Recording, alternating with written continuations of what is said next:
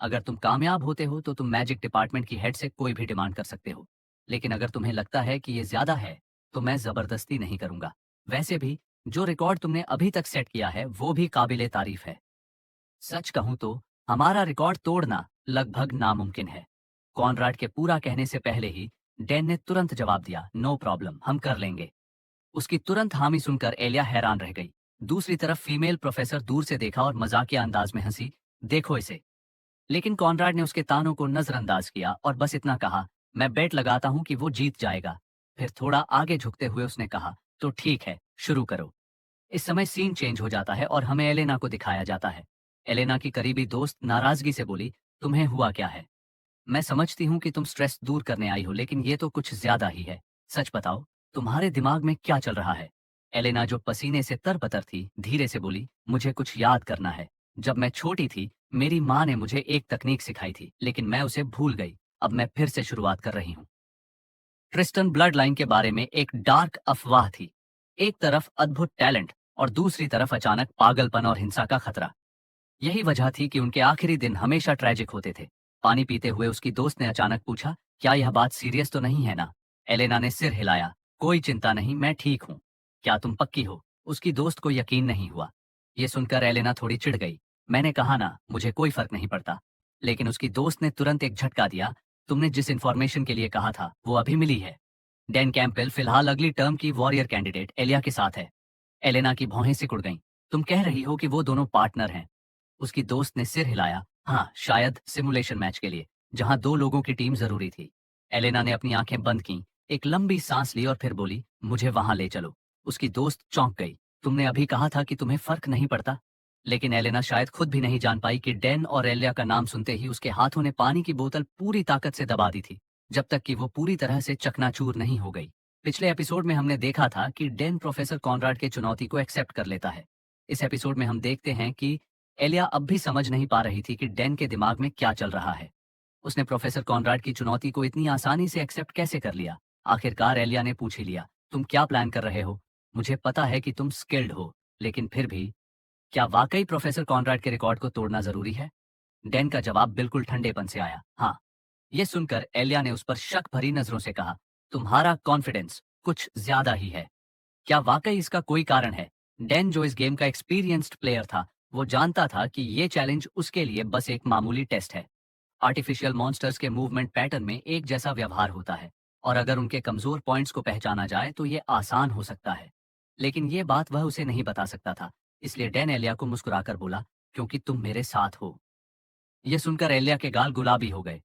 Professor Conrad ने देखा कि वो दोनों तैयार हैं, तो मैजिक स्पीकर से बोला, मैं कॉनराड हूँ, क्या तुम दोनों तैयार हो? डैन और एलिया ने एक साथ जवाब दिया, हम रेडी है। ये सुनकर कॉनराड ने कहा, परफेक्ट। अब बस एक आखिरी सेटिंग बची है, डिफिकल्टी लेवल। जितना ऊंचा सेट करोगे उतने ज्यादा पॉइंट्स मिलेंगे, डैन ने कहा, हाईएस्ट डिफिकल्टी। पास में खड़ी मैजिक फैकल्टी की प्रोफेसर की भौहें तन गईं। मुझे यकीन नहीं हो रहा।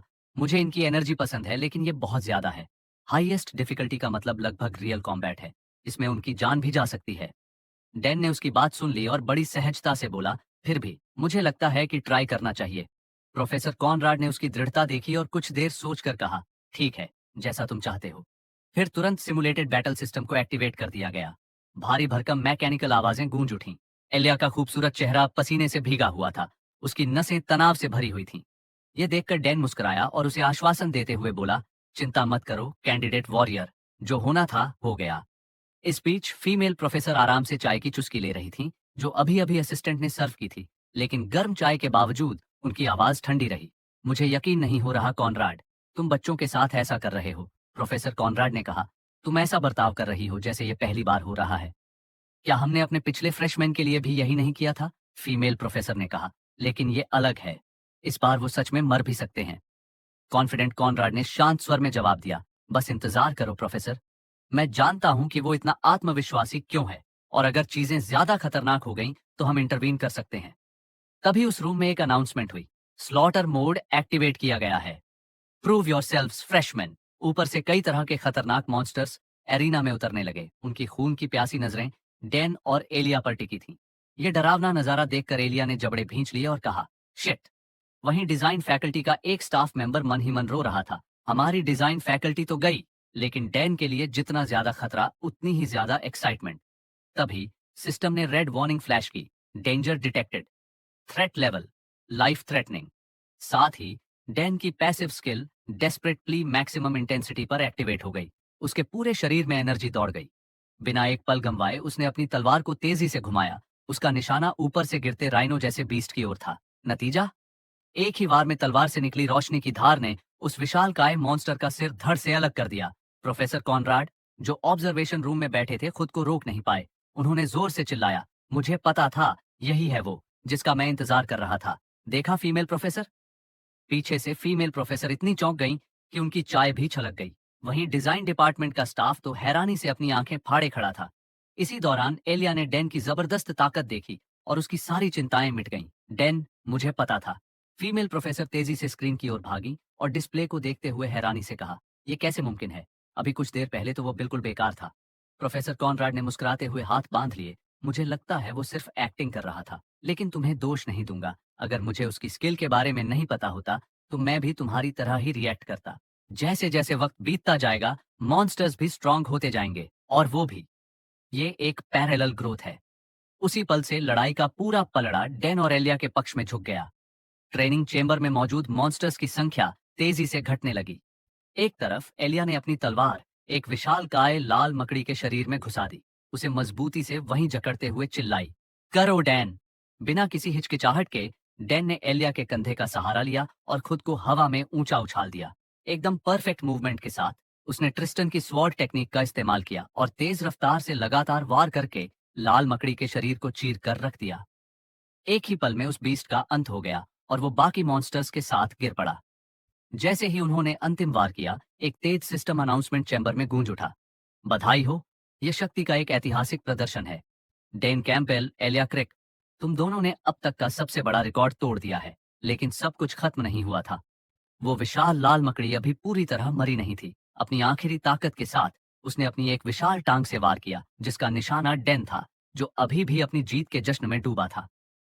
एलिया ने पीछे से चिल्लाया, डेन, नीचे झुको। लेकिन इससे पहले कि वो वार पूरा होता, अचानक मकड़ी का पूरा शरीर टुकड़ों में बिखर गया। आखिरी वार देने वाला कोई और नहीं बल्कि प्रोफेसर कॉनराड था।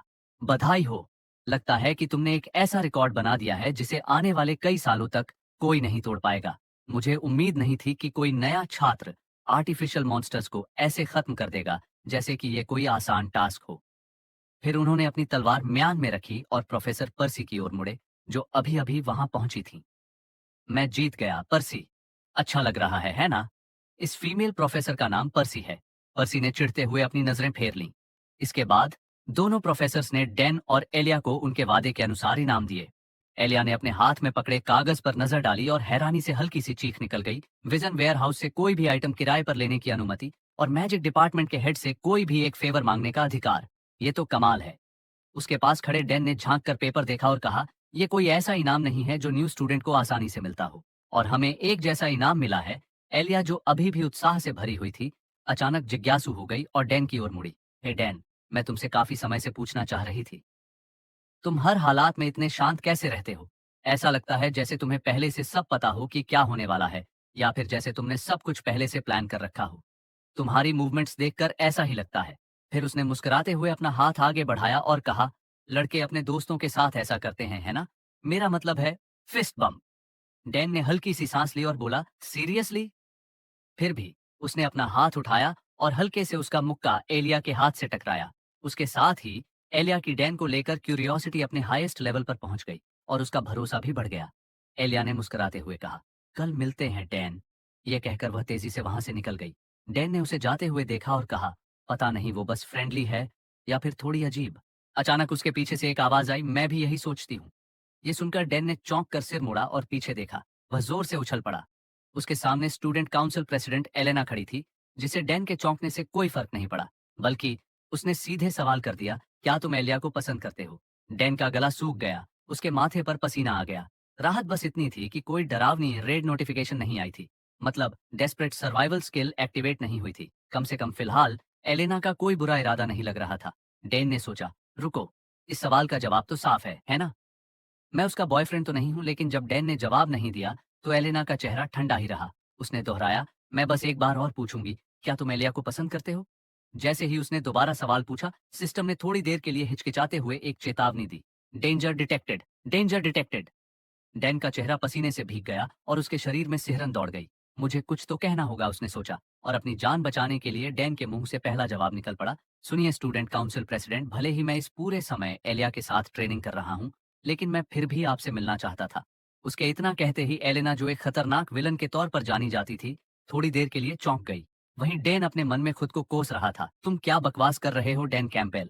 और ये इतना कन्विंसिंग क्यों लग रहा है, बेवकूफ? लेकिन एलेना के चेहरे पर यह सुनकर हल्की मुस्कान आ गई, जैसे वह किसी निष्कर्ष पर पहुंची हो। तो तुम कहना चाह रहे हो कि तुम इस पूरे समय मेरे बारे में सोच रहे थे? ये सुनते ही डैन ने तेजी से सिर हिलाया, जैसे कोई मुर्गा दाना चुग रहा हो। हाँ, बिल्कुल, यही मतलब था मेरा। एलेना ने डैन की ओर देखकर कहा। क्यों?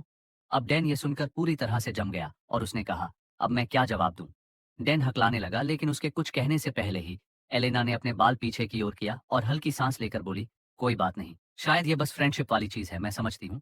क्योंकि मैंने ट्रेन में तुम्हारी जान बचाई थी, इसलिए बस तुम प्रायोरिटी लिस्ट याद रखना, बस इतना ही। डैन पूरी तरह कंफ्यूज हो गया और उसने कहा, प्रायोरिटी लिस्ट? ये क्या है? लेकिन इससे पहले कि डैन कुछ समझ पाता, एलेना ने उसे एक इनविटेशन लेटर पकड़ा दिया और उसने कहा, इसके बारे में चिंता मत करो, मैं तुम्हें ये लेटर कल देने वाली थी, लेकिन इसे अकेले में खोलना। डैन ने हाथ में पकड़े लेटर को देखा, उसके चेहरे पर चिंता और शक साफ झलक रहा था। क्या ये कोई लव लेटर है या फिर कोई चैलेंज? आखिर ये है क्या? ओरिजिनल स्टोरी में तो ऐसा कुछ नहीं था।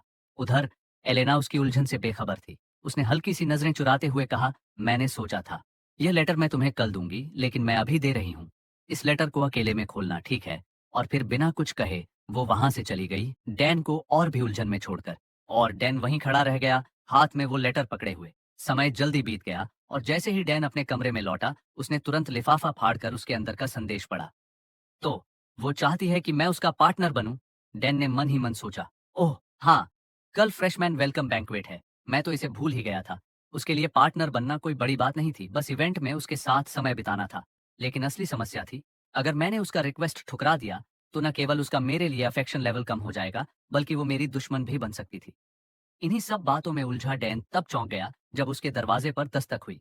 उसने दरवाजा खोला और सामने खड़ी थी एलिया। डैन ने धीरे से बड़बड़ाया, मुझे लगा था कि तुम ही होगी। एलिया की आंखों में हल्की सी शरारत चमकी। उसने अपनी बाहें मोड़ी और मुस्कुराकर बोली, तुम जल्दी समझ गए। इतना कहकर उसने डैन को एक और इनविटेशन लेटर थमा दिया। डैन ने यह देखकर कहा, क्या फिर से?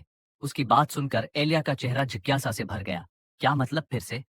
क्या किसी और ने तुम्हें पहले ही दिया है? डैन ने तुरंत अपने शब्दों को संभाल लिया। न नहीं, मेरा मतलब था, ये क्या है? लेकिन दिल ही दिल में उसे पहले ही अंदाजा था कि उस लेटर में क्या हो सकता है। डैन ने मन ही मन सोचा, कहीं एलिया भी वही रिक्वेस्ट करने तो नहीं आई जो एलेना ने की है। अब एलिया के दृष्टिकोण से उसने ज्यादा कुछ नहीं समझाया, बस एक शरारती मुस्कान के साथ बोली, क्या लगता है कि इसके अंदर क्या है? ये तुम्हारे लिए एक सरप्राइज है। मैंने तो उसी सिम्युलेटेड बैटल के दौरान ही डिसाइड कर लिया था कि मैं तुम्हें ये लेटर दूंगी, और अब मुझे यहाँ से भागना पड़ेगा, क्योंकि स्टूडेंट काउंसिल प्रेसिडेंट के बनाए रूल्स की वजह से मुझे यहाँ ज्यादा देर रुकने की परमिशन नहीं है। तो इसलिए मुझे जल्दी जाना होगा। लेकिन चलो, इस लेटर को जल्दी से पढ़ लो। इतना कहकर वो फुर्ती से वहां से निकल गई और डैन वहीं खड़ा रह गया, पूरी तरह से हक्का बक्का। आखिरकार उसने सिर पकड़कर गहरी सांस ली और अपने कमरे में वापस लौट आया, खत पढ़ने के लिए। दुनिया में इतने अजीब लोग क्यों हैं? क्या ये भी एक और पार्टनर बनने की रिक्वेस्ट है? अगर ये एलिया की तरफ से है, तो हो सकता है कोई चैलेंज भी हो। लेकिन उसने कहा था सरप्राइज, तो हो सकता है मैं फंस गया हूँ। डेन हैरान होकर कहता है, यह तो एक पार्टनर रिक्वेस्ट है। अब तो मैं पूरी तरह फंस गया हूँ, क्योंकि अब मुझे फाइनल बॉस और मेन कैरेक्टर में से किसी एक को चुनना होगा। ये सब तो ओरिजिनल स्टोरी में नहीं होना चाहिए था, है ना? अगर मैंने एलेना को चुना, तो प्रोटैगनिस्ट की नजरों में मैं विलेन बन जाऊंगा। लेकिन अगर मैंने एलिया को चुना, तो शायद मैं एलेना का दुश्मन बन जाऊं और मैं उसके हाथों मर भी जाऊं। और अगर दोनों को ही मना कर दिया, तो मुझे नहीं पता क्या होगा। शायद ये सब इसलिए हो रहा है क्योंकि दोनों अभी इंटरेस्ट फेज में हैं। ये तो बहुत बड़ा प्रॉब्लम है। क्या मुझे दोनों के साथ ही जाना चाहिए? जितना डैन इस बारे में सोचता, उतना ही उसे लगता कि अगर उसने एक को चुना और दूसरे को ठुकराया, तो वो मौत को बुलावा दे रहा है। सीन चेंज होता है, हमें फ्रेशमैन वेलकम बैंक्वेट का दिन दिखाया जाता है। हॉल में पहले से ही भीड़ जमा थी और स्टूडेंट के बीच हल्की फुल्की बातें हो रही थीं। क्या तुम क्लास ए के स्टूडेंट हो? तुम प्रोफेसर के क्लास में हो? इसी भीड़ में एलिया, जो अब बेहद खूबसूरत लग रही थी, ने हाथ उठाकर खुद को हवा दी और एक गहरी सांस लेते हुए बड़बड़ाई, उफ, इतने लोग! ये जगह तो जैसे कोई पिक्सटाई बन गई है। फिर उसने अपने बगल में खड़े डैन की ओर देखा और मुस्कुराकर कहा, वैसे मेरे साथ आने के लिए थैंक्स। डैन, जो शांत और गंभीर दिख रहा था, बस इतना ही बोला, हाँ। दोबारा सीन चेंज होता है और हमें किसी फाउंटेन के पास एक और डैन को बैठा हुआ दिखाया जाता है, लेकिन इस डैन की हेयर स्टाइल अलग थी। इस सिचुएशन को समझाने के लिए असल में जो डैन एलिया के साथ था, वो सिर्फ उसका एक क्लोन यानी डॉपलगैंगर था। ये एक क्लोन प्रोजेक्शन था जिसकी कीमत 1000 पॉइंट्स थी और डैन ने इसे 1000 पॉइंट्स में खरीदा। पॉइंट्स शॉप से खरीदा था। इस एबिलिटी से डैन अपने जैसा एक कॉपी बना सकता था, जिसमें असली डैन के सभी फायदे भी क्लोन पर लागू होते थे। उसी समय सिस्टम ने उसे एक इवेंट नोटिफिकेशन भेजा, डबल डेट। तुमने दोनों के साथ डेट पर जाने का फैसला किया है, कितना शानदार। लेकिन इवेंट खत्म होने तक ध्यान रखना कि पकड़े ना जाओ। अगर तुम फेल हुए तो पेनल्टी मिलेगी। सिस्टम स्क्रीन को देखते हुए डैन ने गहरी सांस ली और बड़बड़ाया, मैंने इस पर अपने सारे पॉइंट्स खर्च कर दिए। भले ही ये सिर्फ एक क्लोन है, लेकिन काम चल जाना चाहिए। पर फिर भी ये प्लान बुरी तरह फेल हो सकता है। अगर किसी ने मुझे और मेरे क्लोन को एक साथ देख लिया तो मैं बर्बाद हो जाऊंगा। मुझे इसके पर्सनैलिटी मोड को कोल्ड एंड मिस्टीरियस पर सेट करना चाहिए, ताकि कम से कम इंटरेक्शन हो। डैन अभी अपने प्लान का एनालिसिस कर ही रहा था कि अचानक पास से एक जोरदार गुर्राहट गूंज उठी। एक जंगली जानवर लोहे के पिंजरे में कैद था और बुरी तरह तड़प रहा था। ये आवाज सुनकर डैन चौंका, लेकिन तुरंत एक नजर डालकर बड़बड़ाया, ये तो बस कोई एक्सपेरिमेंटल क्रीचर है। लगता है ये लोग उस पर कोई प्रयोग कर रहे हैं। यही वो चीज है जो मेन इवेंट को ट्रिगर करेगी। मुझे बस उस इवेंट को सरवाइव करना है। क्योंकि मैं एलेना और एलिया के साथ हूँ, इसलिए चीजें ज्यादा खराब नहीं होनी चाहिए, है ना? लेकिन अगले ही पल सिस्टम का एक और नोटिफिकेशन सामने आया। अब तुम सिर्फ एक लड़के नहीं रहे।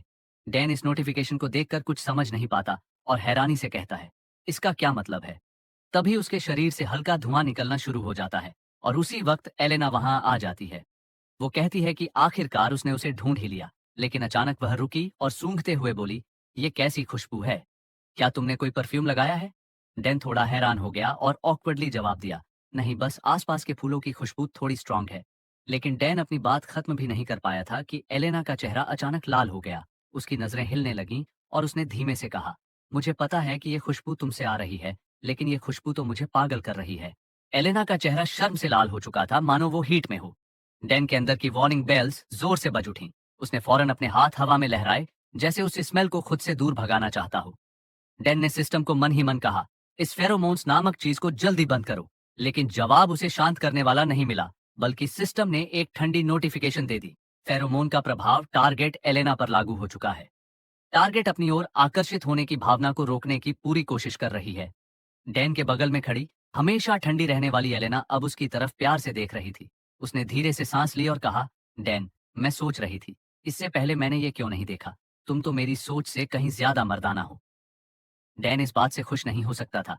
उसकी हर एक सेंसेस उसे मौत का संकेत दे रहे थे। डैन ने मन ही मन कहा, नहीं प्लीज, बस अब रुक जाओ। डैन ने जल्दी से एलेना से कहा, क्यों ना हम इवेंट में कुछ स्टॉल्स देख लें?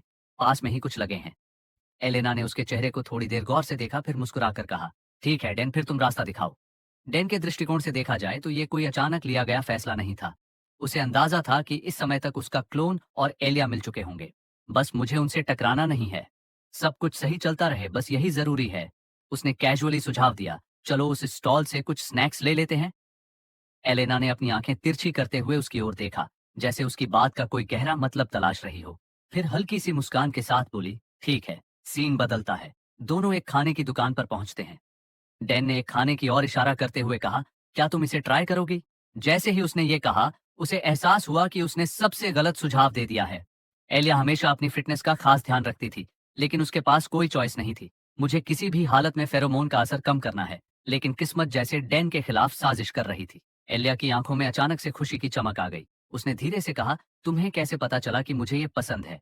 क्या ये सिर्फ इत्तेफाक है? डैन उसकी बात सुनकर सोचता है, अगर मैं दिखाऊं कि मुझे ये खाना पसंद नहीं आया, तो शायद ये मेरे लिए बेहतर रहेगा। एलेना ने डैन से पूछा, क्या तुम्हें यह खाना पसंद आया? डैन अपने मन में सोचता है, मुझे अपने रिलेशनशिप को बनाए रखना है और साथ ही मुझे एलिया से दूरी भी बनाए रखनी है।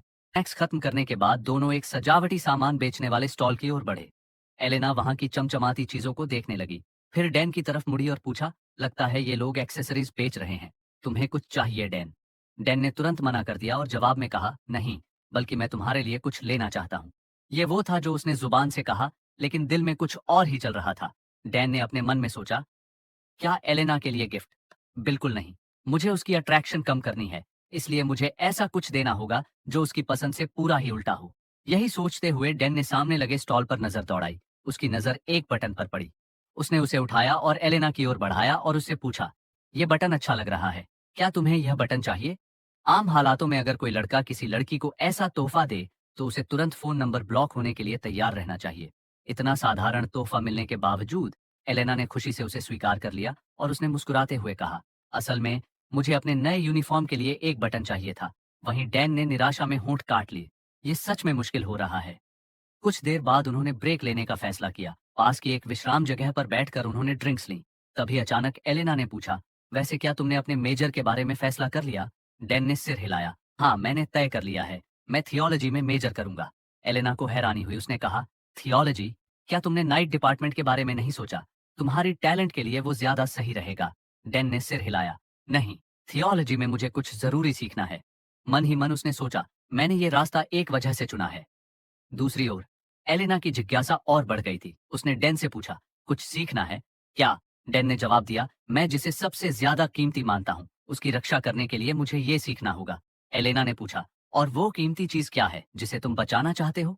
डैन ने एलेना की ओर देखते हुए कहा, जब मैं छोटा था तब से ही कुछ ऐसी चीजें हैं जिन्हें मैं सुरक्षित रखना चाहता था। डैन सोचता है, मेरी जिंदा रहने की उम्मीद तुम्हारे डाउनफॉल पर टिकी है। यही इवेंट मेरे एंडिंग को सुरक्षित करेगा। भविष्य में सीक्रेट ऑर्गेनाइजेशन के साथ होने वाला वो इवेंट उस चैप्टर का बॉस होली स्किल के खिलाफ कमजोर है। एलेना ने उसकी आंखों में झांकते हुए पूछा, क्या तुम्हारा मुझसे जुड़ना भी इसी वजह से है? डैन ने सिर हिलाया। हाँ, बिल्कुल। लेकिन इससे पहले कि वह आगे कुछ कहता, एलेना ने उसे बीच में रोक दिया। मैं ट्रिस्टन फैमिली के कर्ज के बारे में जानती हूँ। वही कर्ज जो हमारे परिवार के हर सदस्य को पागल बना देता है। डैन ने कहा, क्या उसे तोड़ने का तरीका मेंटल ट्रेनिंग नहीं है? एलेना की नजरें तेज हो गईं और उसकी आवाज ठंडी। तुम्हें पता है कि उसे कैसे तोड़ा जा सकता है? डैन ने बिना झिझक के जवाब दिया, एंजल्स की ब्लेसिंग।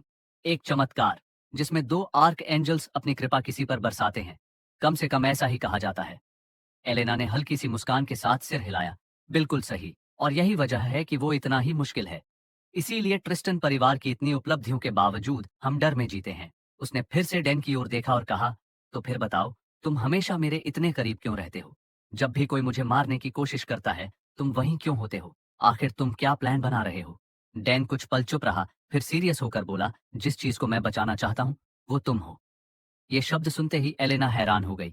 फिर उसने धीरे से कहा, मैं तुम्हारे लिए क्या हूं कि तुम मुझे प्रोटेक्ट करना चाहते हो? डैन ने बिना हिचक के कहा, अगर मैंने तुम्हारी रक्षा नहीं की तो मैं मर जाऊंगा, बस। इसके अलावा कोई और वजह नहीं है।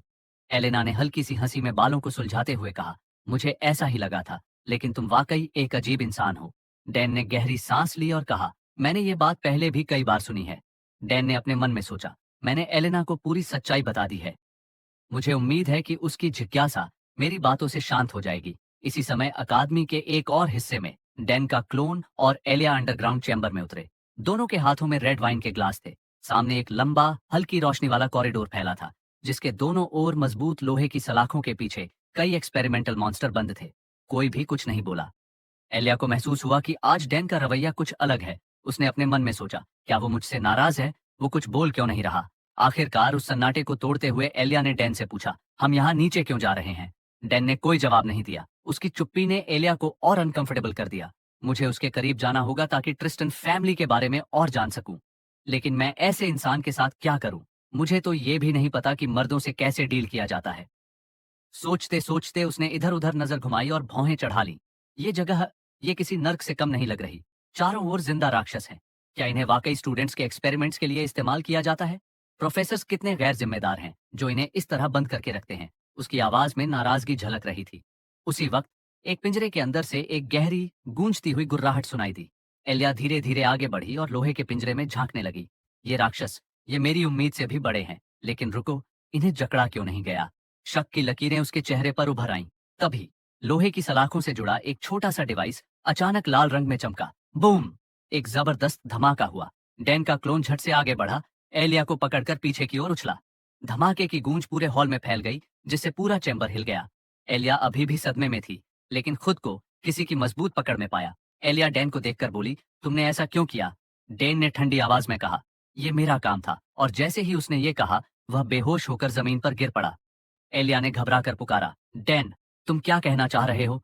लेकिन उससे पहले कि वह कुछ और कह पाती, एक खौफनाक जानलेवा आभा पूरे चैम्बर में फैल गई।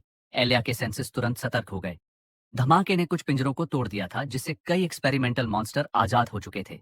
उनकी चमकती लाल आंखें क्रूर भूख से जल रही थीं और वे एलिया की ओर घूर रहे थे। पर एलिया जरा भी नहीं डरी। उसने मलबे के बीच से लोहे की एक रॉड उठाई और अपनी पकड़ मजबूत की, और उसने डैन के सामने आकर कहा, मुझे प्रोटेक्ट करने के लिए तुम्हारा धन्यवाद, लेकिन अब मेरी बारी है तुम्हें प्रोटेक्ट करने की। इस एपिसोड के शुरुआत में हमें सिस्टम की नोटिफिकेशन दिखाई जाती है। मुख्य क्वेस्ट, मॉन्स्टर्स अपीयर्ड हो चुके हैं, जल्दी से सिचुएशन को संभालो। यदि घायलों की संख्या अधिक हो गई तो तुम्हें गंभीर पेनल्टी का सामना करना पड़ेगा। इनाम, एक्सक्लूसिव इक्विपमेंट, क्राफ्टिंग मटेरियल्स। ये नोटिफिकेशन देखते ही डैन ने बिना समय गंवाए कार्रवाई की। वह तेजी से खड़ा हुआ और भागते हुए एलेना से कहा, मुझे काम पर लगना होगा। प्रेसिडेंट, मुझे किसी प्रीस्ट को ढूंढने में मदद करो। उसके पीछे एलेना अभी भी यह समझने की कोशिश कर रही थी कि डैन इतनी जल्दी में कहाँ जा रहा है। उसने कुछ पूछने के लिए मुंह खोला, लेकिन डैन ने गंभीरता से उसे टोक दिया। प्लीज, हमें स्टूडेंट्स को प्रोटेक्ट करना होगा। इतना कहकर वह तेजी से बेसमेंट की ओर दौड़ पड़ा। रास्ते में अपने क्लोन को भी बुला लिया। जैसे ही वह वहां पहुंचा, उसकी नजरें तेजी से पूरे दृश्य का जायजा लेने लगीं और आखिरकार उसकी नजर तलवार लिए खड़ी एलिया पर पड़ी। डेन ने पूछा, वो मॉन्स्टर्स जो अभी रिलीज हुए थे, क्या सब खत्म हो गए? एलिया जो मरे हुए मॉन्स्टर्स के बीच खड़ी थी, डैन को देखकर राहत की सांस ली और कहा, तुम जाग गए, भगवान का शुक्र है। उसने गहरी सांस लेते हुए आगे कहा, नहीं, एक बड़ा मॉन्स्टर मेरी पकड़ से निकल गया। शायद अब वो पहली मंजिल पर कहीं है। हम अभी भी उसे रोक सकते हैं, लेकिन मुझे थोड़ा आराम चाहिए। जैसे ही उसने यह कहा, उसका शरीर हल्का सा डगमगाया और उसे खुद को संभालने के लिए लोहे की छड़ी को कसकर पकड़ना पड़ा। भले ही उसने सभी मॉन्स्टर्स को बिना खरोंच के खत्म कर दिया था, लेकिन थकावट उसके चेहरे पर साफ नजर आ रही थी। डैन ने हैरान होकर कहा, वो भागा हुआ मॉन्स्टर, क्या वो वही भालू है? मैन क्वेस्ट अभी भी टॉप प्रायोरिटी है। अगर मैं फेल हो गया तो पेनल्टी गंभीर होगी। मुझे इसे रोकना ही होगा। सीन शिफ्ट होता है, मैन बैंक्वेट हॉल का सीन दिखाया जाता है। जैसा कि डैन ने सोचा था, भागा हुआ मॉन्स्टर वही विशाल खूंखार भालू था।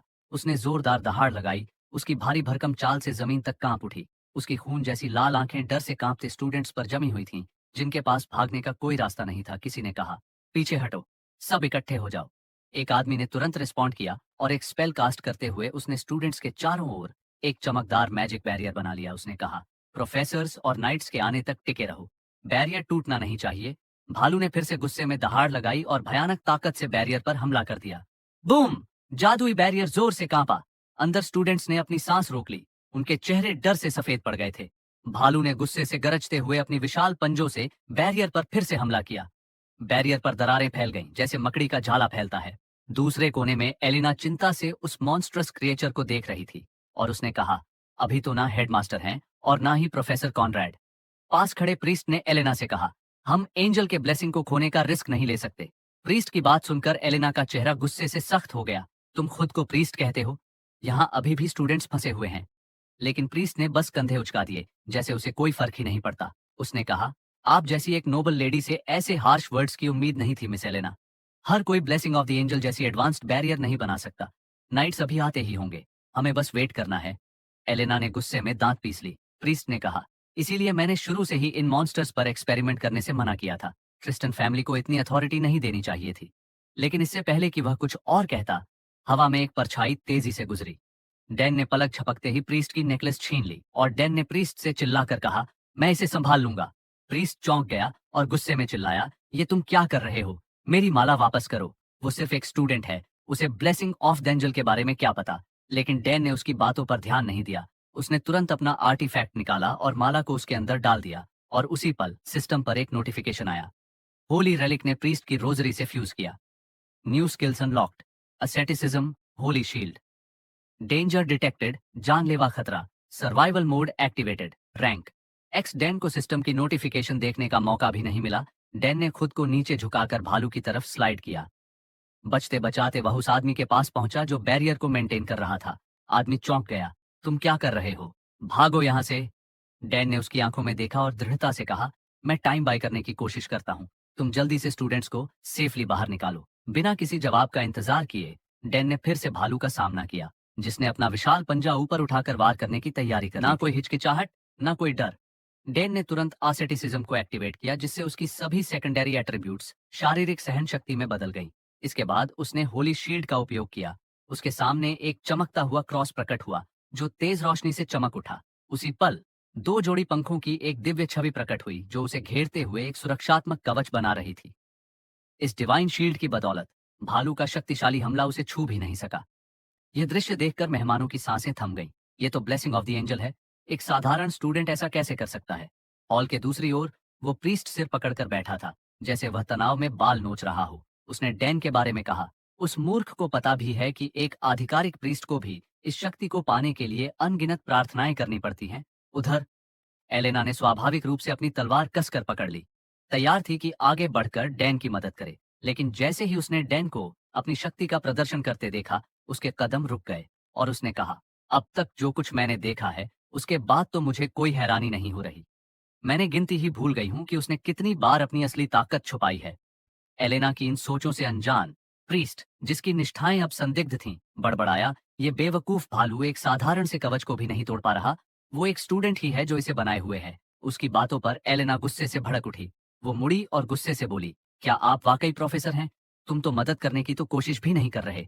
तभी अचानक एलिया उस प्रीस्ट के पीछे आ जाती है और बिना किसी झिझक के प्रीस्ट के ऊपर एक जोरदार हमला करती है। धड़ाम! प्रीस्ट वहीं बेहोश होकर गिर पड़ा। एलिया कहती है, माफ कीजिए स्टूडेंट काउंसिल प्रेसिडेंट, लेकिन ये आदमी तो हमारे किसी काम का नहीं था। इस घटना को नजरअंदाज करते हुए एलेना ने पूछा, तुम इतनी देर से क्यों आई? एलिया ने कहा, मैं बेसमेंट में बेहोश हो गई थी, अभी अभी उठकर यहाँ आई हूँ। उसी पल एलिया का शरीर हल्के से कांप गया, जैसे वह अब भी पूरी तरह से ठीक नहीं हुई हो। उसने गहरी सांस ली और फिर डैन की ओर देखते हुए बड़बड़ाई, लेकिन डैन, उसने सच में एंजल की ब्लेसिंग का इस्तेमाल कर लिया? वो भी इस तरह? वो तो प्रीस्ट भी नहीं है। उसके अनुसार इस तरह की ब्लेसिंग एक्टिवेट करने के लिए 10 साल की ट्रेनिंग चाहिए होती है, ताकि कोई कॉम्बैट प्रीस्ट बन सके। उसकी आवाज में अविश्वास झलक रहा था। वहीं खड़ी एलेना का चेहरा थोड़ा बदल गया। एलिया की बातों ने उसे एक पुरानी बात याद दिला दी, जब डैन ने कैजुअली कहा था कि उसे थियोलॉजी डिपार्टमेंट में कुछ जरूरी सीखना है। वो मीठे शब्द, जब डैन ने कहा था कि अगर उसने उसकी रक्षा नहीं की तो वो मर जाएगा। अब एलेना की आंखें भी पहले जैसी तेज नहीं रहीं, अब उनमें कोमलता झलक रही है। एलिया कमेंट करती है कि अगर डैन किसी स्टोर्ड ब्लेसिंग का इस्तेमाल भी कर रहा है, तो भी उसकी कंट्रोल करने की क्षमता की एक सीमा होती है। वो ये भी कहती है कि एलेना वाकई बहुत लकी है। एलेना समझ नहीं पाती कि एलिया क्या कह रही है। तभी आर्टिस्ट एक खूबसूरत पैनल दिखाता है। एलिया बताती है कि वो इस बारे में बात कर रही है कि डैन ये सब कुछ उसके लिए कर रहा है। उसका दर्द भरा चेहरा और जिस तरह उसने जानबूझकर उस खतरनाक बीस्ट से लड़ाई मोल ली, ये सब कुछ एलेना के लिए ही था। एलेना सोचती है कि उसे शुरू से ही ऐसा एहसास था। वो खुद को अंधेरे में अकेले खड़ा देखती है, हाथ क्रॉस किए हुए। तभी एक रोशनी उसकी तरफ बढ़ती है। पता नहीं वो रोशनी क्या है, लेकिन एलेना सच में खूबसूरत लग रही है जब वो अपनी तलवार हाथ में पकड़ी हुई है। एलेना सोचती है कि ये लड़का वाकई अलग है। दूसरी तरफ डैन ने अपने दांत भींच लिए होली शील्ड बनाए रखने की कोशिश कर रहा था, जबकि विशाल भालू उसे पंचिंग बैग की तरह पीट रहा था, अपनी पूरी नाराजगी निकालते हुए। उसकी भारी बाहें मशीनों की तरह बेरहमी से वार कर रही थीं, जिससे डैन का चेहरा पसीने से भीग गया। लेकिन उस भोले जानवर ने एक बड़ी गलती कर दी थी। वह पूरी तरह से डैन पर ध्यान लगाए हुए था और असली खतरे को नजरअंदाज कर बैठा था। भीड़ की सन्नाटे भरी नजरों के बीच एलेना ने अपनी तलवार संभाली। फिर चांदी सी चमक के साथ वह बिजलियों सी रफ्तार से भालू पर टूट पड़ी और उसकी चमड़ी में गहरा वार कर दिया। हमले की तीव्रता इतनी जबरदस्त थी कि वो विशाल राक्षस जमीन पर गिर पड़ा, फर्श में अनगिनत दरारें बनाते हुए। लेकिन इतना भी उस राक्षस को खत्म करने के लिए काफी नहीं था। वो दर्द से कराह उठा और फिर गुस्से से भरकर एलेना की ओर ऐसे दौड़ा जैसे कोई न रुके वाली युद्ध मशीन हो। उसकी हर एक कदम से पूरा हॉल कांप उठा। आते हुए हमले का सामना करते हुए एलेना ने गहरी सांस ली और एक पल के लिए अपनी आंखें बंद कर लीं। जैसे ही भालू उस पर झपटा, एलेना ने फुर्ती से अपनी चाल बदली, तलवार को पीछे लिया और फिर बिजली सी तेजी से आगे बढ़ाई। उसके वार मशीन गन की तरह लगातार बरसने लगे, बार बार उस विशाल जानवर के शरीर को चीरते चले गए। लेकिन कुछ गड़बड़ थी। इतनी गंभीर चोटों के बावजूद भी वह राक्षस नहीं रुका। वो किसी पागल की तरह आगे बढ़ता रहा, जैसे किसी ने उसे कोई पावर बूस्टिंग इंजेक्शन दे दिया हो। ये देख एलेना ने तुरंत अपने कदमों का रुख बदला और एक तकनीक का इस्तेमाल किया, जिसे टीआर मोंटाना कहा जाता था। उसकी तलवार से तुरंत एक एनर्जी का स्लैश निकला, जो हवा को चीरता हुआ राक्षस के शरीर में जा घुसा। कुछ ही पलों में वह भालू पीछे की ओर गिरा और फिर एक जबरदस्त धमाके में फट गया। डैन ये देखकर हैरान हो गया और कहा, यह तो ट्रिस्टन की असली तलवार तकनीक थी। मेरी सस्ती नकल के मुकाबले ये कहीं ऊपर है। लेकिन कुछ सही नहीं लग रहा था। मुख्य कहानी में एलेना का इस घटना से कोई लेना देना नहीं था। तभी सिस्टम का एक नोटिफिकेशन आता है जिसमें बताया जाता है, कि अभी तक शून्य केस हुई है। यह एक आश्चर्यजनक अचीवमेंट है। और अब नाइट्स को आने में सिर्फ 30 सेकंड्स बाकी है। सिस्टम नोटिफिकेशन को नजरअंदाज करते हुए डैन की नजर एलेना पर गई। उसके मन में एक अजीब सी बेचैनी उभरने लगी। जिन प्रोफेसर्स ने लाइव मॉन्स्टर एक्सपेरिमेंट्स का समर्थन किया था, वे सभी ट्रिस्टन परिवार के कट्टर समर्थक थे। अगर एलेना ने हस्तक्षेप किया, तो इसका मतलब था कि वो अप्रत्यक्ष रूप से अपने ही परिवार की गलतियों को स्वीकार कर रही थी। लेकिन एलेना को पॉलिटिक्स से कोई मतलब नहीं है, तो फिर वो क्यों मदद कर रही है? समझ नहीं आ रहा, लेकिन पहले इस मिशन को पूरा करना होगा। बाकी बात बाद में सोचूंगा। आगे एलेना ने धीरे से अपनी तलवार म्यान में रख ली और हल्के से कहा, सब खत्म हो गया, लेकिन किस्मत को हमेशा कुछ नया मोड़ देना पसंद था। डैन की आंखें अचानक हैरानी से फैल गईं और उसने चिल्लाकर कहा, प्रिंसेस पीछे देखो। डैन की नजर का पीछा करते हुए एलेना ने समय रहते मुड़कर देखा, जहां आग की लपटों के बीच से वो मॉन्स्टर भालू दोबारा से उठ खड़ा हुआ। उसकी कंकाल जैसी विशाल भुजा एलेना की ओर तेजी से बढ़ रही थी। डैन का शरीर उसके दिमाग से पहले ही प्रतिक्रिया कर गया। एक पल में वह झपट कर आगे बढ़ा और हॉली शील्ड एक्टिवेट कर एलेना की जगह वार को रोक लिया। प्रभाव विनाशकारी था। डैन के मुंह से खून की धार फूट पड़ी और वह जोरदार टक्कर से पीछे जा गिरा। उसकी नजर धुंधली हो गई और दर्द का एहसास होने से पहले ही वो बेहोश हो गया। समय बीता। जब डैन ने दोबारा आंखें खोली, तो खुद को अस्पताल के कमरे में पाया। उसके पास से एक आवाज आई, आखिरकार तुम जाग गए, है ना? ये सुनते ही डैन तुरंत उठ बैठा और चिंतित स्वर में पूछा, मॉन्स्टर और एलेना का क्या हुआ? नीली बालों वाली प्रोफेसर, जो एक किताब पढ़ रही थी, बिना नजरें उठाए शांत स्वर में बोली, मॉन्स्टर को खत्म कर दिया गया है, और जहां तक एलेना की बात है, वो बिल्कुल ठीक है। बाकी स्टूडेंट भी सुरक्षित हैं। फिर उसने अपनी किताब को धीरे से बंद किया और हल्की मुस्कान के साथ कहा, मुझे देखकर हैरानी हो रही है। तभी डैन को एहसास हुआ कि वो नीले बालों वाली लड़की कौन है। एडेलिन स्वानसोंग, वो अमर, जिसने 1000 वर्षों से भी अधिक समय तक जीवन जिया है। डैन सोच में पड़ गया। ऐसा कोई व्यक्ति मुझसे मिलने के लिए क्यों आया है? क्या ये मेरे एंजल्स ब्लेसिंग के इस्तेमाल की वजह से है? लेकिन उसकी उलझनों से अनजान एडेलिन ने फिर से बात शुरू की। उसकी आवाज में एक शांत लेकिन दृढ़ता भरा लहजा था। उसने हल्के से मुस्कुराते हुए कहा, मुझे तुमको एक बुरी खबर देनी है, बल्कि दो बुरी खबरें देनी है। डैन ने थका हुआ स्वर में पूछा, क्या खबर है?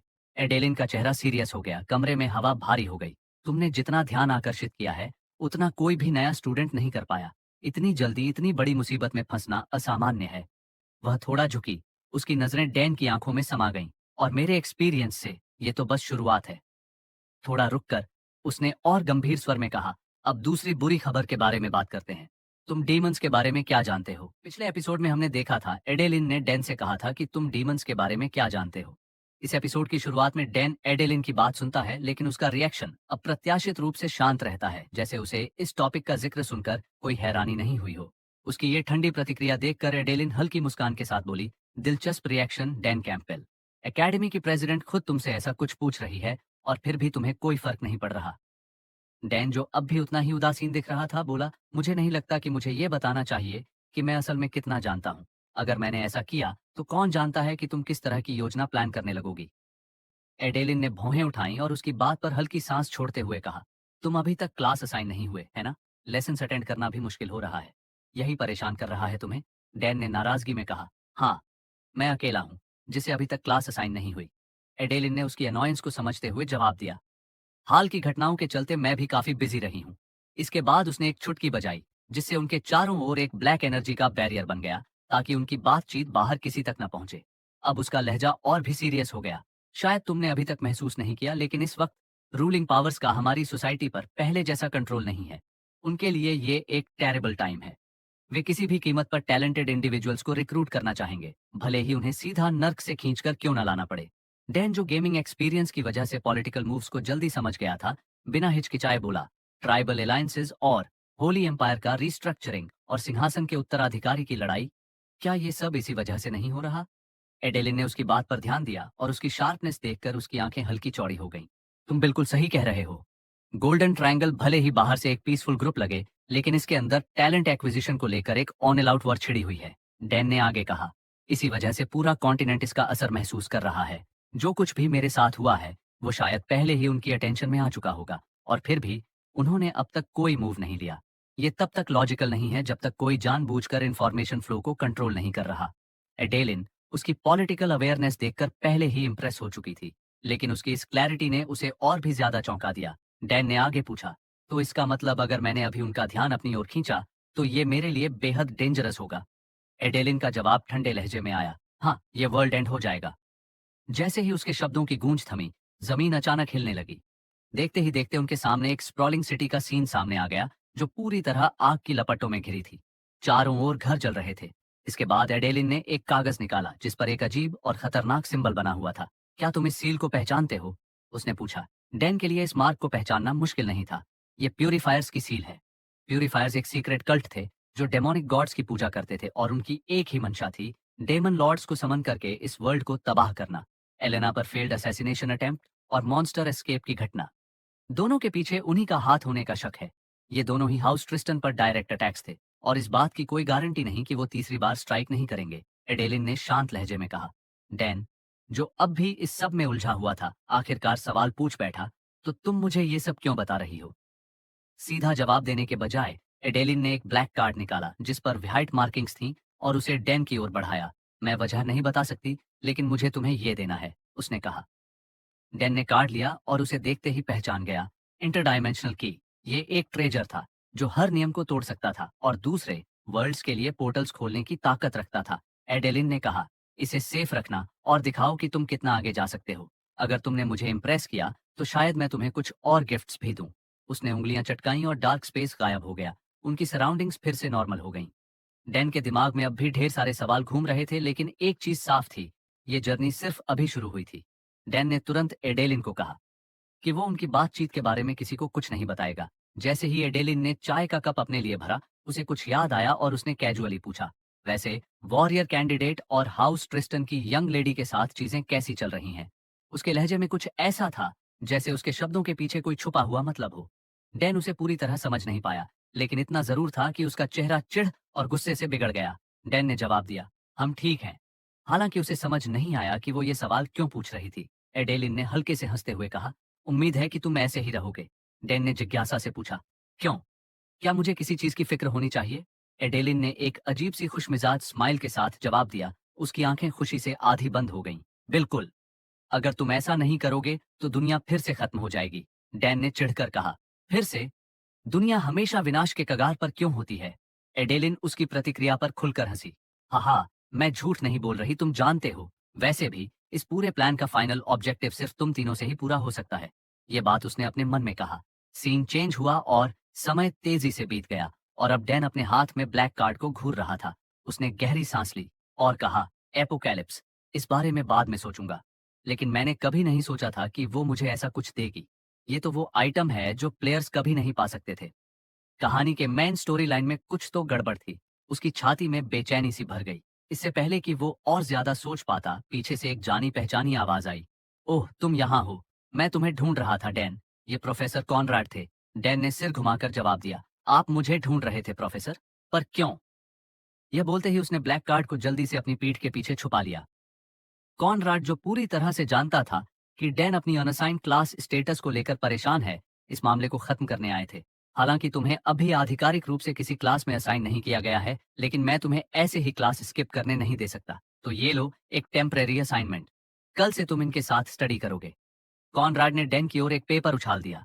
डैन ने उस पर नजर डाली और बस एक झलक ही काफी थी। उसकी आंखें चौड़ी हो गईं और उसका दिल लगभग रुक सा गया। उसके अंदर दो नाम थे। पहला, class president Elena El Tristan. दूसरा, vice president Elia Crix. Dan के चेहरे पर पसीना छलक आया। उसने कागज को घूरते हुए कांपते हुए कहा, दुनिया का अंत निकट है। उसकी चीख पूरे हॉल में गूंज उठी। सीन चेंज होता है। हमें क्लासरूम का सीन दिखाया जाता है जहां पर टीचर की आवाज सुनाई दे रही थी। और यही वजह है कि तलवार को किसी भी सिचुएशन में एक फंडामेंटल वेपन माना जाता है, जैसा कि मैंने तुम्हें पहले बताया था। टीचर ने बोर्ड पर चौक टैप करते हुए कहा, लेकिन इससे पहले कि वह आगे कुछ बोलते, एक आवाज ने उन्हें रोक दिया। प्रोफेसर, मेरे पास एक सवाल है। ये आवाज एलेना की थी। टीचर ने उसकी ओर देखा और सिर हिलाते हुए कहा, हाँ मिस ट्रिस्टन, पूछो। एलेना बिना किसी हिचकिचाहट के सीधे मुद्दे पर आ गई। क्या आपको नहीं लगता कि आप थ्योरी पर कुछ ज्यादा ही फोकस कर रहे हैं? मुझे नहीं लगता कि यह जानकारी असल कॉम्बैट में इतनी उपयोगी होगी। बैटल में एक स्किल्ड नाइट भी रेंज वेपन से हार सकता है, जब तक आपका प्लान तलवारबाजों को उनकी स्किल्स के एब्सोल्यूट पिनेकल तक ले जाने का ना हो। मुझे लगता है कि आपको रेंज कॉम्बैट और थ्रोइंग स्किल्स जैसी टेक्निक्स पर ज्यादा फोकस करना चाहिए, ताकि ओवरऑल फाइटिंग कैपेबिलिटीज बेहतर हो सकें। टीचर एक पल के लिए झिझक गए। उनका चेहरा हल्का असहज हो गया, मानो एलेना की बात ने उन्हें चैलेंज कर दिया हो। टीचर ने एलेना की बात सुनी और कहा, यह पॉइंट वैलिड है, लेकिन क्लास में वाइस प्रेसिडेंट एलिया इससे सहमत नहीं थी। मुझे माफ कीजिए, लेकिन मैं इससे सहमत नहीं हो सकती। एलिया ने ठहर कर कहा, मुझे लगता है कि प्रोफेसर बिल्कुल सही पढ़ा रहे हैं। अगर एक तलवारबाज अपने आसपास के एनवायरनमेंट का सही से यूज कर सके, तो वो एरो या प्रोजेक्टाइल्स को डिफ्लेक्ट करने में पूरी तरह कैपेबल होता है। और अगर दुश्मन क्लोज हो जाए, तो हम वहां निहत्थे तो खड़े नहीं रहेंगे। लेकिन एलेना ने एलिया को आगे बोलने नहीं दिया और सीधा सवाल पूछ लिया, तो अगर इलाका तुम्हारे फेवर में न हो, तो तुम दूरी कैसे कवर करने का प्लान बनाओगी? एलिया ने भौहें चढ़ाते हुए नजरें गड़ा दी। उनकी आवाज में अब गुस्सा झलक रहा था। उसने कहा, यही वजह है कि हम यहाँ कॉम्बैट टेक्निक्स की लेक्चर अटेंड कर रहे हैं, है ना? एलेना की आवाज में अब एक मॉकिंग टोन थी। मुझे लगता है तुम कम से कम थ्योरी और रियलिटी का डिफरेंस तो जानती हो, है ना? एक्सप्लेन करना प्रोफेसर का काम है। अगर तुम उन लोगों में से हो जिन्हें जबरदस्ती यहाँ बैठना पड़ रहा है, तो कम से कम चुप रहो और बाकी लोगों को डिस्टर्ब मत करो। एलिया ने हार मानने से साफ इनकार कर दिया। दूसरी तरफ एलेना के चेहरे पर भी अब साफ गुस्सा झलकने लगा था। जबरदस्ती? स्टूडेंट काउंसिल प्रेसिडेंट के तौर पर ये मेरी ड्यूटी है कि मैं स्टूडेंट्स को मिलने वाली एजुकेशन की क्वालिटी को एंश्योर करूं, एलेना ने ठंडे लहजे में कहा। यह सुनकर एलिया ने अपने दांत भींच लिए और गुस्से में जवाब दिया, तो फिर कम से कम प्रोफेसर के लेक्चर को बार बार बीच में मत रोको। क्या तुम्हें अटेंशन चाहिए? इस बीच डैन, जो इन दोनों की बहस के बीच फंस गया था, अपने सिर को थामे एक कोने में सिमट गया। उसकी एक ही ख्वाहिश थी कि किसी तरह इन दोनों की लड़ाई से बच जाए, और वो अकेले नहीं था। यहाँ तक कि प्रोफेसर भी हिल गए थे। उनके चेहरे पर साफ डर झलक रहा था। आखिरकार प्रोफेसर ने झट से फैसला किया कि आज की क्लास यही खत्म कर देनी चाहिए। आज के लिए बस इतना ही, क्लास डिसमिस। लेकिन भले ही क्लास खत्म हो चुकी थी, एलेना और एलिया के बीच बहस अब भी जारी थी। एलेना ने अपनी आंखें संकरी करते हुए कहा, मत बताना कि तुम वाकई ये सोचती हो कि ये बेतुकी थ्योरीज असली लड़ाई में काम आएंगी। एलिया ने बिना रुके जवाब दिया, कम से कम ये तुम्हारी बेकार की बातें सुनने से तो बेहतर है। एलेना ने गुस्से में कहा, ये तो हद है। एक वॉरियर कैंडिडेट जो एडवाइस और सीधा इंसल्ट में फर्क भी नहीं कर सकता। डैन ने आखिरकार एक लंबी सांस लेते हुए बीच बचाव करने की ठानी। क्या हम लोग वापस लेक्चर पर फोकस कर सकते हैं? ये सुनकर एलिया ने अपनी मुट्ठी भींच ली, लेकिन फिर अचानक उसके चेहरे पर एक स्माइल आ गई। हाँ, इस बार मेरी जीत हुई। मुझे पता था कि डैन मेरी साइड लेगा। दूसरी तरफ एलेना ने गुस्से में हाथ मोड़ लिए और कहा, इस बार तो जीत गई, लेकिन ज्यादा मत उछलो। फिर उसने प्रोफेसर की तरफ देखा। अब आप कंटिन्यू कर सकते हैं सर। हालांकि प्रोफेसर इतने ज्यादा डरे हुए थे कि वो अब भी कांप रहे थे। मेरा ख्याल है, क्यों ना हम लोग थोड़ा सेल्फ स्टडी कर लें। इस बीच डैन ने मन ही मन एक लंबी सांस ली। ये दोनों तो हमेशा से ऐसे ही हैं, और इनकी वजह से अब सारी नजरें मुझ पर आ गई हैं। एक वॉरियर कैंडिडेट और ट्रिस्टन फैमिली के वारिस के बीच फंसा हूं। खैर, छोड़ो, मैं अपनी ही दुनिया में फोकस करता हूं। यही सोचते हुए डैन ने अपना ध्यान फिर से अपने सिस्टम स्क्रीन पर लगाया। तभी स्क्रीन पर एक नोटिफिकेशन दिखाई दिया। एलेना का ट्रस्ट लेवल 5 और फेवरेबिलिटी लेवल 1 हो गया है। रिवॉर्ड क्लेम करने के लिए तैयार है, डैन ने कहा। यह अच्छा है। यह कहकर उसने जल्दी से अपना रिवॉर्ड चेक किया। सिस्टम स्क्रीन पर डिटेल्स दिखाई दी। Basic Tristan swordsmanship effectiveness 58%। Description, Tristan की प्रतिष्ठित तलवारबाजी, जो यूजर को किसी भी वेपन को असाधारण कुशलता से चलाने में सक्षम बनाती है। Basic deep breathing technique. Description, एक ब्रीदिंग टेक्निक जो शारीरिक सहन शक्ति और स्टेमिना को चरम सीमा तक बढ़ाती है। ये स्किल ट्रिस्टन स्वॉर्ड्समैनशिप की इफेक्ट को और बढ़ा देती है। डैन ने ठुड्डी पर हाथ रखा और सोचा, ये दोनों स्किल्स एक दूसरे को परफेक्टली कॉम्प्लीमेंट करती हैं। ये शायद सबसे इफेक्टिव एबिलिटी कॉम्बिनेशन में से एक है। हालांकि एलेना ही वो अकेली शख्स है जो इन दोनों स्किल्स को अपनी पूरी क्षमता के साथ इस्तेमाल कर सकती थी। यही वजह है कि उसे फाइनल बॉस कहा जाता है। उसकी 1-2-4 कॉम्बैट मास्टरी उसे सबसे अलग बनाती है। ये सोचते हुए डैन ने एलिया के स्टेटस स्क्रीन की तरफ देखा। क्यूरियोसिटी लेवल 5 और इंटरेस्ट लेवल 1 है, और रिवॉर्ड क्लेम करने के लिए तैयार है। रिवॉर्ड, नई स्किल मिली, rule of evil, rank E. Description, अपने इन्फ्लुएंस का इस्तेमाल करके नेक दिल लोगों को चुनौती देने की क्षमता। टारगेट को आपकी एक रिक्वेस्ट माननी होगी। स्पेशल इफेक्ट, अगर आप किसी नेक व्यक्ति के इन्फ्लुएंस को कम कर पाते हैं, तो आपको और भी बड़े रिवॉर्ड्स मिल सकते हैं। स्किल डिस्क्रिप्शन पढ़ते ही डैन ने भौहें चढ़ा लीं। ये क्या बकवास है? क्या मुझे अच्छे लोगों को बुराई की ओर धकेल कर रिवॉर्ड्स कमाने हैं? सीन बदल गया। समय बीत गया और अब सीन एक घने जंगल में शिफ्ट हो गया था, जहां डैन की क्लास इकट्ठा हो चुकी थी। प्रोफेसर कॉनराड की गूंजती हुई आवाज जंगल में फैल गई। वेलकम, तुम छोटे छोटे चूजों। ये है सर्वाइवल 101। उन्होंने दहाड़ते हुए कहा, अगर तुम किसी डंजन या प्राचीन खंडहर में मरना नहीं चाहते, तो यहाँ जो कुछ भी सीखोगे उसे ध्यान से सुनो। फिर उन्होंने सभी को निर्देश दिया, आज का टास्क बहुत सिंपल है। जंगल में जाओ और कुछ ऐसा लाओ जो मुझे इंटरेस्टिंग लगे। तुम्हारे पास सिर्फ 10 मिनट हैं, अब भागो। एक स्टूडेंट ने हाथ उठाकर पूछा, प्रोफेसर, कोई ग्रेडिंग क्राइटेरिया तो होगा? प्रोफेसर कॉनराड ने मुस्कुराते हुए कहा, बिल्कुल नहीं, ये पूरी तरह सब्जेक्टिव है। स्टूडेंट काउंसिल प्रेसिडेंट और मैं ही जज करेंगे, गुड लक। ये सुनकर स्टूडेंट्स में हलचल मच गई। ये तो पूरा अनफेयर है प्रोफेसर। कुछ आवाजें गूंजने लगीं, लेकिन कॉनराड ने उनकी बातों पर ध्यान नहीं दिया और आगे बोला, लाइफ एक्सपीरियंस से सीखो, तुम चूज हो। 5 मिनट में शुरू करते हैं। बिना और किसी चॉइस के स्टूडेंट्स ने ग्रुप्स बनाना शुरू कर दिया। हर कोई प्रोफेसर को इम्प्रेस करने की स्ट्रैटेजी बना रहा था। डैन बाकी सबसे अलग चुपचाप खड़ा था।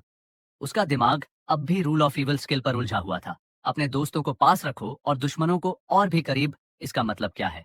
जवाब खोजने की कोशिश में डैन डूबा ही था कि अचानक एलिया उसके पास आ गई। डैन, क्या तुम मेरे साथ टीम अप करना चाहोगे? उसकी अचानक आवाज सुनकर डैन चौंक गया। डैन ने एलिया से पूछा, क्या तुम अपने दोस्तों के साथ नहीं हो? एलिया ने हंसते हुए कहा, ओह आओ ना, तुम और मैं भी तो फ्रेंड्स हैं, है ना? डैन ने अंदर ही अंदर एक और लंबी सांस ली और कहा, प्रोटैगनिस्ट पार्टी में शामिल होना कोई चांस नहीं। ये तो बस मुसीबत को इनवाइट करने जैसा है। उसकी खामोशी को नोटिस करते हुए एलिया थोड़ी देर तक उंगलियों से खेलती रही, फिर हल्की आवाज में दोबारा पूछा, सब ठीक तो है? तुम ठीक महसूस नहीं कर रहे क्या? डैन का चेहरा ठंडा और सीरियस बना रहा और उसने बिना किसी इमोशन के कहा, नहीं, बस तुम और मैं इतने क्लोज नहीं हैं कि हम साथ में पार्टी बना सके। उसके इन शब्दों ने एलिया की ब्राइट स्माइल को अचानक सख्त और फीका कर दिया। कुछ सेकंड्स तक वो चुप रही, फिर शायद फ्रस्ट्रेशन में उसने मुड़कर कहा, चलो कोई बात नहीं। वो धीमी आवाज में बड़बड़ाई और फिर दूर चली गई। डैन ने उसकी ओर एक नजर डाली और उसके उदास एक्सप्रेशन को देखकर सोचा, शायद मैं कुछ ज्यादा ही हार्श हो गया।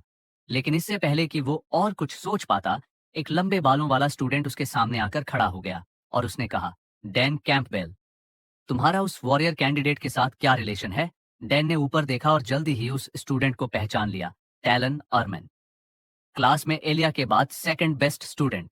डैन ने सोचा, फिर से वही सवाल, इसका प्रॉब्लम क्या है? उसने शांत स्वर में जवाब दिया, हम बस थोड़े बहुत एक दूसरे को जानते हैं। टैलन का एक्सप्रेशन तुरंत डार्क हो गया, उसकी आवाज ठंडी हो गई। तुम्हारी ड्यूल के रिजल्ट को लेकर कई तरह की अफवाहें हैं। तुम बार बार उसे अपनी प्रॉब्लम्स में क्यों खींच रहे हो? उसी पल डैन की आंखों के सामने एक नोटिफिकेशन पॉपअप हुआ, रूल ऑफ इवल रैंक ई। एक अच्छे इंसान को तुम्हारी रेपुटेशन की वजह से तुम्हारे प्रभाव में लाया गया है। डैन की आंखें हल्की सी चमकी। ओह, तो ये ऐसे काम करता है। मुझे बस स्किल ट्रिगर करने के लिए लोगों को गुस्सा दिलाना है। डैन ने जल्दी से सिचुएशन को एनालाइज किया। ये तो चैप्टर 1 में एक मिड बॉस बनने वाला है। शायद मैं इसका फायदा उठा सकता हूँ और साथ ही रूल ऑफ इवल को ट्रिगर भी कर सकता हूँ। टैलन, जो डैन की स्कीमिंग से अनजान था, गुस्से से कांप रहा था। सच बताओ, वो ड्यूल वो फेक था, है ना? डैन ने कोई डायरेक्ट जवाब नहीं दिया। वो धीरे धीरे आगे बढ़ा, टैलन के करीब गया और उसके कान के पास फुसफुसाया, हाँ बिल्कुल। फिर एक पल की चुप्पी के बाद उसने स्माइल करते हुए कहा, या फिर ये सिर्फ वही है जो तुम मानना चाहते हो? टैलन की आंखें गुस्से से लाल हो गईं।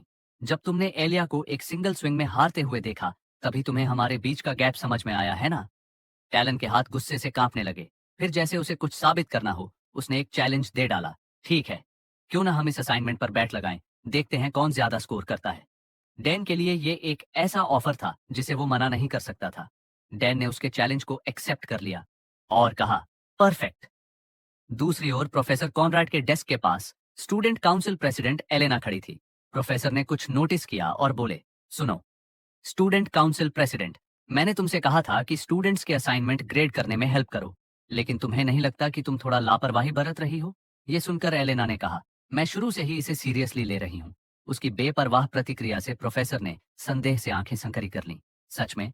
तो फिर ये समझाओ, डैन कैंपेल के पास परफेक्ट स्कोर कैसे है जबकि उसने अपना असाइनमेंट अभी तक सबमिट ही नहीं किया? एलेना ने बिना किसी झिझक के कहा, क्योंकि वो इसे डिजर्व करता है। उसकी ये बात सुनकर प्रोफेसर की आंखों में हैरानी थी।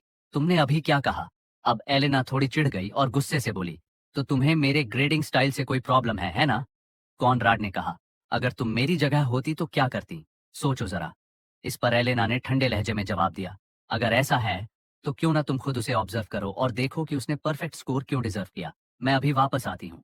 ये कहकर स्टूडेंट काउंसिल प्रेसिडेंट जाने लगी, लेकिन प्रोफेसर कॉनराड ने उसे इतनी आसानी से जाने नहीं दिया। उसने तुरंत उसका कंधा पकड़ लिया और उसे रोकते हुए कहा, रुको एक सेकंड। मैं जानता हूं तुम क्या करने की कोशिश कर रही हो एलेना। तुम डैन के पास आने की कोशिश कर रही हो, है ना? एलेना ने सीरियस होकर कहा, बिल्कुल नहीं। मैं बस ये नहीं चाहती कि डैन वॉरियर कैंडिडेट के साथ अकेली रहे। उनके बीच कुछ हो सकता है। प्लीज मुझे जाकर चेक करने दो। कॉनराड ने उसकी बात को गंभीरता से खारिज करते हुए कहा, अगर मैं तुम्हें जाने की परमिशन न दूं, तो क्या करोगी? मैं तुम्हें यहाँ से बाहर भी निकाल सकता हूँ। कॉनराड की इस बात ने एलेना को भी चुप करा दिया। सीन बदलता है, हमें एलिया की दोस्त को दिखाया जाता है। उस वक्त वो एलिया को चिंतित नजरों से देख रही थी और उसने कहा, आज एलिया कुछ अलग लग रही है। प्रीस्टेस की नजरें जहां जा रही थीं, वहां एलिया पूरी ताकत के साथ मॉन्स्टर से लड़ रही थी। ऐसा लग रहा था जैसे वो अपनी सारी भड़ास उन पर निकाल रही हो। थोड़ी दूर लाल बालों वाला लड़का एक थकान भरी सांस छोड़ते हुए बोला, सारे ताकतवर मॉन्स्टर्स यहीं इकट्ठा हो रहे हैं, क्या यहाँ कुछ खास है? इसका जवाब देते हुए सुनहरे बालों वाला एक आर्चर सिर हिलाते हुए बोला, बिल्कुल सही सोचा तुमने। यहाँ एक रेयर मिनरल रीजन है। अगर हम कुछ जेमस्टोन्स हासिल कर लें, तो हमें लो स्कोर से बचने का मौका मिल सकता है। ये सुनते ही चश्मा पहने भूरे बालों वाला एक शख्स आगे बढ़ा और बोला, ठीक है, फिलहाल शिकार बंद करो। लूका, मेरी मदद करो मिनरल्स को इकट्ठा करने में। दूसरी तरफ एलिया के भीतर की उथल पुथल और तेज हो गई थी। वो हर पंच के साथ अपने गुस्से को बाहर निकाल रही थी। हर बार पर एक भेड़िया हवा में उछल जाता, लेकिन इससे भी ज्यादा चौंकाने वाली चीज थी उसके सीने के बीचों बीच एक डार्क पर्पल ग्लो का इकट्ठा होना। इस एनर्जी को सिर्फ एक ही शख्स महसूस कर पा रहा था, प्रीस्टेस। ये दृश्य उसे बेचैन कर रहा था। डार्कनेस का रंग, इतनी भारी भावनाएं, मैं सब कुछ देख सकती हूँ। बाहर से भले ही वो नॉर्मल लगे, लेकिन अंदर से वो गुस्से से उबल रही है। प्रीस्टेस ने महसूस किया कि उसे कुछ करना होगा। वो फौरन बोली, हे एलिया, तुम कैसी हो इन दिनों? उसकी आवाज सुनकर एलिया ने जल्दी से अपने चेहरे पर काबू पाया और जवाब दिया, कुछ खास नहीं, सब नॉर्मल है। लेकिन प्रीस्टेस की चिंता बनी रही। वो फिर बोली, फिर भी अगर तुम्हें कुछ परेशान कर रहा है, तो मैं मदद कर सकती हूँ। एलिया ने झट से उसकी बात काट दी। तुम किस बारे में बात कर रही हो? कुछ भी गलत नहीं है। प्रीस्टेस उसके पीछे खड़ी सोचने लगी। चाहे वो कुछ भी कहे, लेकिन मुझे डर है कि उसकी भावनाएं उसके फैसलों पर असर डाल सकती हैं। वो एक और बार कोशिश करते हुए बोली, मैं जानती हूँ कि कुछ तो तुम्हें परेशान कर रहा है। दूसरी ओर एलिया ने एक पेड़ के नीचे बैठते हुए लंबी सांस ली और कहा, क्या ये सच में इतना साफ दिखाई दे रहा है? मैं तुमसे कभी कुछ नहीं छुपा सकती टेरेसा। टेरेसा ने मौका देखकर पूछ लिया, क्या ये डैन की वजह से है? वो तुमसे दूरी बनाए रखता है और तुम बस दोस्ती चाहती हो, है ना? एलिया ने थोड़ा गुस्सा होकर जवाब दिया, हमने साथ में इतना कुछ झेला है, फिर भी ऐसा लगता है जैसे हमारे बीच कोई दीवार खड़ी है। टेरेसा थोड़ी देर चुप रही, फिर अपनी शंका जाहिर करते हुए बोली, पर क्या हो अगर ये डैन की असली मंशा ना हो? एलिया ने हैरानी से उसकी ओर देखा और पूछा, उसकी असली मंशा? तुम कहना क्या चाहती हो? टेरेसा ने अपनी बात साफ करते हुए कहा, वो एक छोटे से बैरन परिवार से है और तुम एक वॉरियर कैंडिडेट हो। अगर लोग तुम्हें उसके साथ देखेंगे, तो अफवाहें फैलना तय है। एलिया के चेहरे पर हैरानी झलकने लगी। उसने घबराते हुए पूछा, तो क्या क्या वो मुझे किसी परेशानी से बचाने की कोशिश कर रहा है? टेरेसा को इसका पूरा यकीन नहीं था, लेकिन उसने एलिया को शांत करने के लिए सिर हिलाते हुए कहा, शायद वो नहीं चाहता कि तुम्हें बेवजह की मुश्किलें झेलनी पड़ें, लेकिन जब उसकी खुद की पहचान मजबूत हो जाएगी, तो वो यकीनन तुम्हें एक अहम दोस्त की तरह देखेगा। एलिया ने खुद से बड़बड़ाते हुए कहा, क्या वो सच में ऐसा सोचता है? इस बीच डैन अपनी जान बचाकर भाग रहा था। टालियन के हमलों से खुद को बचाते हुए उसके सामने लगातार नोटिफिकेशन मैसेजेस पॉपअप हो रहे थे। टालियन का गुस्सा अपनी हदें पार कर रहा है। तुमने उसे पूरी तरह अपमानित कर दिया है। तुम्हारा निगेटिव इन्फ्लुएंस अब परमानेंट हो गया है। तुमने रूल ऑफ ईवल को एक्टिवेट कर दिया है और एक कमांड और एक रिवॉर्ड हासिल किया है। डैन के पीछे टालियन ने अपनी भाले को कसकर पकड़ लिया और पूरी रफ्तार से उसकी तरफ दौड़ पड़ा। उसका चेहरा गुस्से से पूरी तरह विकृत हो चुका था और उसने चिल्लाते हुए कहा, हरामी, मैं तुझे जान से मार डालूंगा, तुझे कबाब की तरह भून दूंगा। उसने अपने दांत भींचे और डैन के ऊपर भालों की बारिश कर दी। यह देखकर डैन डर गया। डैन ने भी जबड़े कसकर अपनी टांगों में पूरी ताकत झोंक दी और खुद को अपनी मैक्सिमम स्पीड तक धकेल दिया। टालियन ने यह देखा कि डैन बस भाग रहा है, लड़ नहीं रहा, तो उसका गुस्सा और भड़क उठा और उसने चिल्लाकर कहा, भागना बंद कर, एक रियल मैन की तरह लड़। हर बार तू पीछे से आता है और फिनिशिंग ब्लो मारकर लूट ले जाता है, जब मैंने सारा डैमेज कर दिया होता है। ये सुनते ही डैन अचानक रुक गया। उसने पलटकर हाथ उठाया और कहा, रुको, 1 मिनट। डैन की आवाज सुनते ही टालियन का शरीर रिफ्लेक्स में कुछ सेकंड्स के लिए रुक गया। उसने सोचा कि शायद डैन कुछ इंपॉर्टेंट कहने वाला है, लेकिन एक बार फिर टालियन को सिर्फ निराशा ही हाथ लगी। डैन ने हल्की मुस्कान के साथ ताना मारा, तो बताओ लूट को 50-50 में कैसे बांटे? डैन की ये बात सुनकर टालियन की खून खौलने लगा। डैन ने इस मौके का फायदा उठाया, पास का एक पेड़ उड़ाया और बिजली की तेजी से भाग निकला। पर टालियन भी कोई कम नहीं था। उसने धीरे धीरे अपने भाले को पीछे खींचा और उसे थ्रोविंग पोजीशन में लिया। उसकी मैजिक एनर्जी भाले की नोक पर जमा होने लगी और उसके चारों ओर बिजली की चिंगारियां कड़कने लगीं। बिना किसी हिचकिचाहट के टालियन ने अपनी पूरी ताकत भाले में झोंक दी और उस भाले को हवा में फेंक दिया। वो बिजली की तरह हवा को चीरता हुआ डैन की तरफ बढ़ा, लेकिन इससे पहले कि भाला कुछ मीटर भी आगे बढ़ पाता, हवा में एक तलवार तेजी से लहराई और भाले को बीच में ही काट दिया। टालियन की आंखें हैरानी से फटी की फटी रह गईं। उसका दिमाग कुछ सेकंड्स के लिए ब्लैंक हो गया। डैन भी पूरी तरह से चौंक गया और तुरंत पीछे मुड़ा ये देखने के लिए कि किसने बीच में आकर दखल दिया है। और वहां खड़ी थी एलिया। उसने गुस्से से कहा, मेरे दोस्त को हाथ मत लगाना। टालियन के लिए एलिया को वहां देखना किसी सदमे से कम नहीं था, लेकिन जल्द ही वो अपने आप को संभालते हुए मुस्कुराया और कहा, एलिया, काफी समय हो गया। लगता है ये पहली बार है जब हम फिर से मिल रहे हैं, जब से वो मॉन्स्टर्स भागे थे। लेकिन उसके इस फ्रेंडली ग्रीटिंग पर एलिया ने कोई दिलचस्पी नहीं दिखाई। वो एक झटके में उसके सामने आ गई, अपनी तलवार उसकी गर्दन पर टिका दी और ठंडे स्वर में बोली, गलत। ये पहली बार है जब हम मिले हैं, जब से तुम मुझसे हारे थे। डैन ने एक नर्वस स्माइल दी। उसके मन में एक ही सवाल घूम रहा था, ये अचानक कहाँ से आ गई? टालियन के नजरिए से वो तेज धार वाली तलवार जो उसकी गर्दन से सिर्फ कुछ इंच की दूरी पर थी, उसे हिलने से भी रोक रही थी। उसने जबरन हंसी के साथ कहा, हाँ हाँ एलिया, तुम्हें फिर से देखना सच में अच्छा लग रहा है। लेकिन एलिया के पास उसकी बेकार की बातें सुनने का समय नहीं था। वो सीधे मुद्दे पर आई और सख्त लहजे में बोली, तुम अभी डैन के साथ क्या करने की कोशिश कर रहे थे? ये मत कहना कि तुम उसे हरास नहीं कर रहे थे। टालियन हकलाते हुए सफाई देने लगा, नहीं एलिया, मैं तो बस। लेकिन एलिया ने उसे कोई मौका नहीं दिया। उसने अपनी तलवार नीचे झुकाई और एक तेज झटके में टालियन की टांगों पर वार कर उसे जमीन पर गिरा दिया।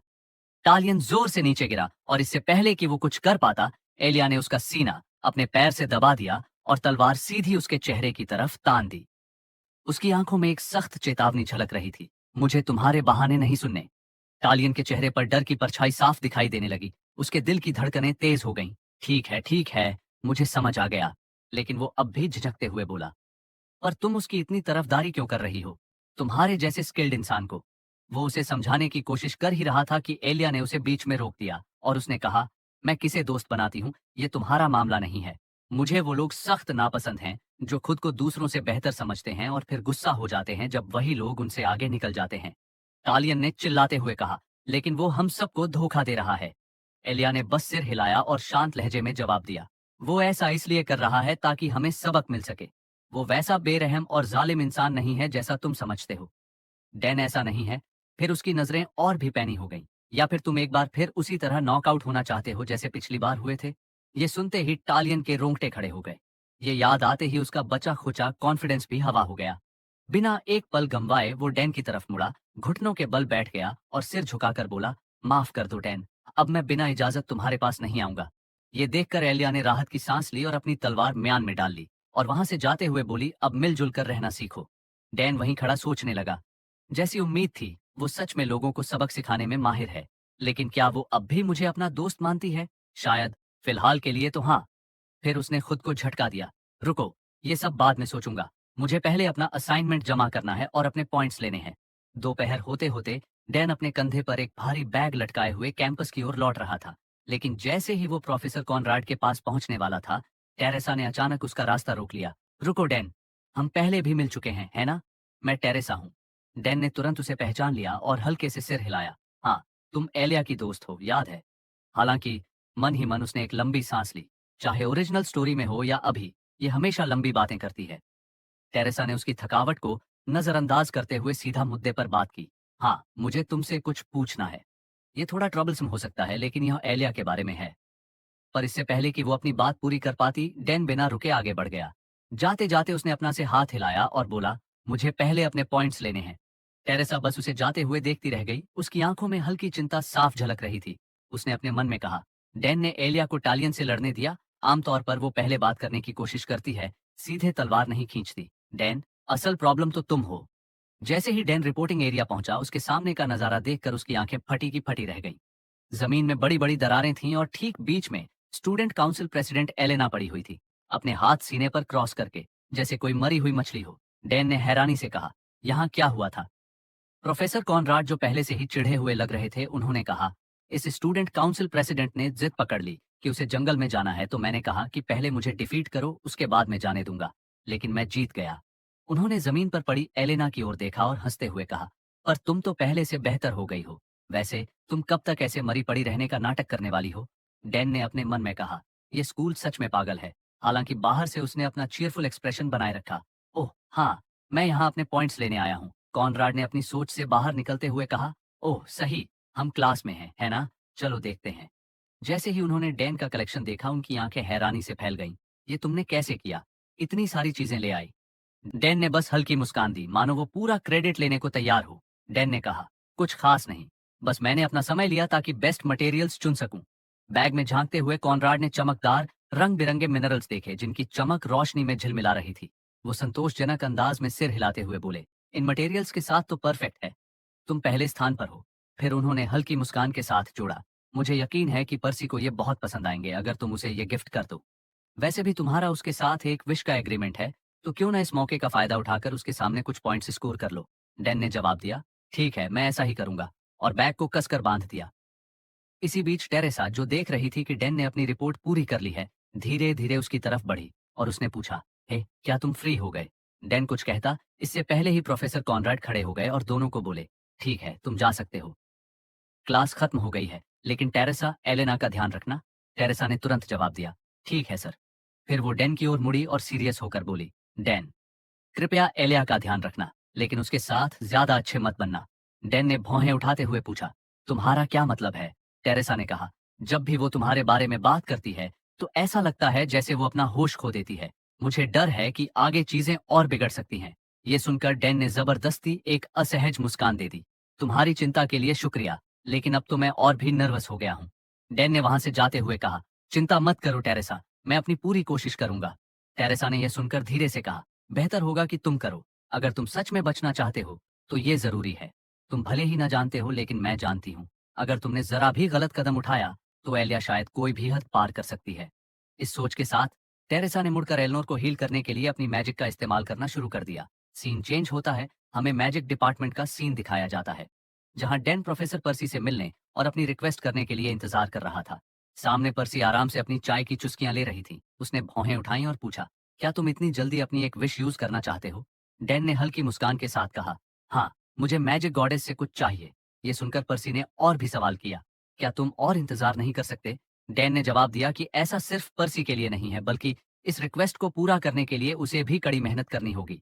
हालांकि पर्सी ने तुरंत काउंटर किया, अगर तुम अपनी एक विश रिक्वेस्ट को इस्तेमाल न करो तो किसी को भी मेहनत करने की जरूरत नहीं पड़ेगी। इस बेकार की बहस को साइड में रखते हुए डैन ने गहरी सांस ली। वो यहाँ बिना किसी सोच विचार के नहीं आया था। उसका एक पक्का मकसद था, आने वाले प्यूरीफायर के खिलाफ जंग में सरवाइव करने के लिए उसे हर तरह की तैयारी करनी थी। डैन की असली मंशा से अनजान पर्सी ने एक लंबी सांस भरी और कहा, एडेलिन से मुझे ऑर्डर्स मिले हैं कि मैं तुम्हारी जितनी हो सके उतनी मदद करूं। जब तक ये किसी गलत मकसद के लिए ना हो, मैं तुम्हारी विश पूरी करूंगी। तो तुम्हें क्या चाहिए? ये सुनकर डैन ने अनकंफर्टेबली होकर जवाब दिया। उसके दिमाग में हाल ही में प्रोफेसर कॉनराड की क्लास में मिली रिवॉर्ड्स की यादें ताजा हो गईं। तुमने एलिया से एक रिवॉर्ड प्राप्त किया, 500 पॉइंट्स। तुमने सीड ऑफ मेलिवोलेंस हासिल की। इसे पॉइंट्स शॉप में किसी स्पेशल एबिलिटी के लिए एक्सचेंज किया जा सकता है। अवेलेबल एबिलिटीज की लिस्ट अपडेट हो गई है। एलिया क्रिक्सिनक्स, वन टाइम नेगेटिव सील। इस एबिलिटी का इस्तेमाल करके तुम एलिया के ऊपर एक बार रूल ऑफ इविल स्किल को एक्टिवेट कर सकते हो। Talion Armand, one time negative seal. इस सील के जरिए तुम एक बार टालियन के ऊपर रूल ऑफ इविल स्किल को एक्टिवेट कर सकते हो। इन एबिलिटीज का प्रभाव किसी भी नॉर्मल आइटम से कहीं ज्यादा था। हालांकि अभी ये काफी था, लेकिन प्यूरीफायर के खतरनाक हमलों का सामना करने के लिए डैन को और भी कुछ चाहिए था। अपनी ठुड्डी को सहलाते हुए उसने आखिरकार अपनी रिक्वेस्ट जाहिर की, मुझे एक कैनन चाहिए, एक ऐसा कैनन जो इस पूरी एकेडमी को तबाह कर सके। ये सुनकर पर्सी थोड़ा हैरान हो गई। पिछले एपिसोड में हमने देखा था कि डैन ने प्रोफेसर पर्सी से कहा था, मुझे एक कैनन चाहिए, एक ऐसा कैनन जो इस पूरी एकेडमी को तबाह कर सके। दूसरी तरफ प्रोफेसर पर्सी डैन की बात सुनकर पूरी तरह हैरान रह गईं। उनकी आंखें हैरानी से खुली की खुली रह गईं, जैसे किसी मरी हुई मछली की आंखें। कुछ सेकंड बाद वो आखिरकार होश में आईं। उन्होंने कुर्सी से उठते हुए गुस्से में पूछा, डैन, क्या तुम पागल हो गए हो? ऐसी चीज बनाना एक अलग बात है, लेकिन तुम इसे इस्तेमाल कहाँ करोगे? डैन समझ गया कि प्रोफेसर पर्सी अभी अभी गुस्से से फटने वाली थी। बिना समय गंवाए उसने तुरंत एक कॉन्ट्रैक्ट निकाला और उनके सामने रख दिया। रुको प्रोफेसर, एग्रीमेंट में साफ लिखा है कि आपको मेरी रीजनेबल रिक्वेस्ट को पूरा करना होगा, और ये तो एक सिंपल रिक्वेस्ट है, खासकर मैजिक डिपार्टमेंट की हेड के लिए। प्रोफेसर पर्सी ने उस डॉक्यूमेंट पर नजर डाली और हैरानी से डैन की ओर देखते हुए कहा, तुम मुझसे एक वेपन बनाने की बात कर रहे हो? ये कोई नॉर्मल रिक्वेस्ट नहीं है। लेकिन डैन ने हार नहीं मानी और उसने पर्सी से कहा, प्रॉमिस तो प्रॉमिस होता है ना? और मैं इसका इस्तेमाल किसी को नुकसान पहुंचाने के लिए नहीं करने वाला। मुझे बस एक ही बार में कुछ चीज को खत्म करना है, वरना हालात और भी खराब हो जाएंगे। पर्सी ने चिल्लाते हुए कहा, यही बात मुझे सबसे ज्यादा परेशान कर रही है, तुम इडियट। पर तभी उन्हें एडेलन के ऑर्डर्स याद आ गए और उन्होंने एक लंबी सांस भरी और आगे कहा, ठीक है, मान लेती हूँ कि तुम्हारी कोई खास वजह है, और क्योंकि तुमने हाल ही में मॉन्स्टर इंसिडेंट्स में मदद की थी, मैं तुम्हारे लिए वो कैनन बना दूंगी, डैन कैंपेल। डैन ने खुश होकर कहा, थैंक यू प्रोफेसर पर्सी। लेकिन पर्सी ने बड़बड़ाते हुए कहा, यकीन नहीं होता, न सिर्फ तुम्हारे हारेम में 4 लड़कियां हैं, बल्कि लोग ये भी मानते हैं कि तुम इस दुनिया को बचाने वाले हो। डैन ने हैरानी से कहा, क्या, हरम? पर्सी को तुरंत एहसास हुआ कि उनकी जुबान फिसल गई थी। उनका चेहरा शर्म से लाल हो गया और वो गुस्से में चिल्लाईं, ये मेरी ब्रेन को क्या हो रहा है? तुमसे बात करते करते तो मैं अपना फोकस ही खो रही हूँ। ये सब तुम्हारी गलती है, डैन। इस पूरे ड्रामे के पीछे की सच्चाई यही थी। प्रोफेसर पर्सी अब 50 साल की हो चुकी थी और अब तक सिंगल थी। किसी भी औरत के लिए ये चिंता की बात हो सकती थी। डैन ने प्रोफेसर को शांत करने की कोशिश की। प्लीज गहरी सांस लीजिए, मेरे पास अभी एक और रिक्वेस्ट है। आपने मुझसे और एलिया से वादा किया था कि हम इल्यूजन वॉल्ट से एक एक आइटम ले सकते हैं। क्या मैं अपना आइटम अब क्लेम कर सकता हूँ? सीन चेंज हो गया और अब डैन हॉलवे में चलते हुए अपनी अगली प्लेनिंग के बारे में सोच रहा था। ठीक है, मुझे कैनन बनाने की परमिशन मिल गई है। अब बस मुझे मटेरियल्स इकट्ठा करने होंगे। इंटरडिमेंशनल की से मैं उन्हें इकट्ठा कर सकता हूँ। लग तो रहा है सब कुछ प्लान के मुताबिक चल रहा है। तभी अचानक डैन को अपने सामने एक आदमी नजर आया। उसके नारंगी बाल थे, वह एक नोबल्स की तरह कपड़े पहने था और एक छड़ी पकड़े हुए था।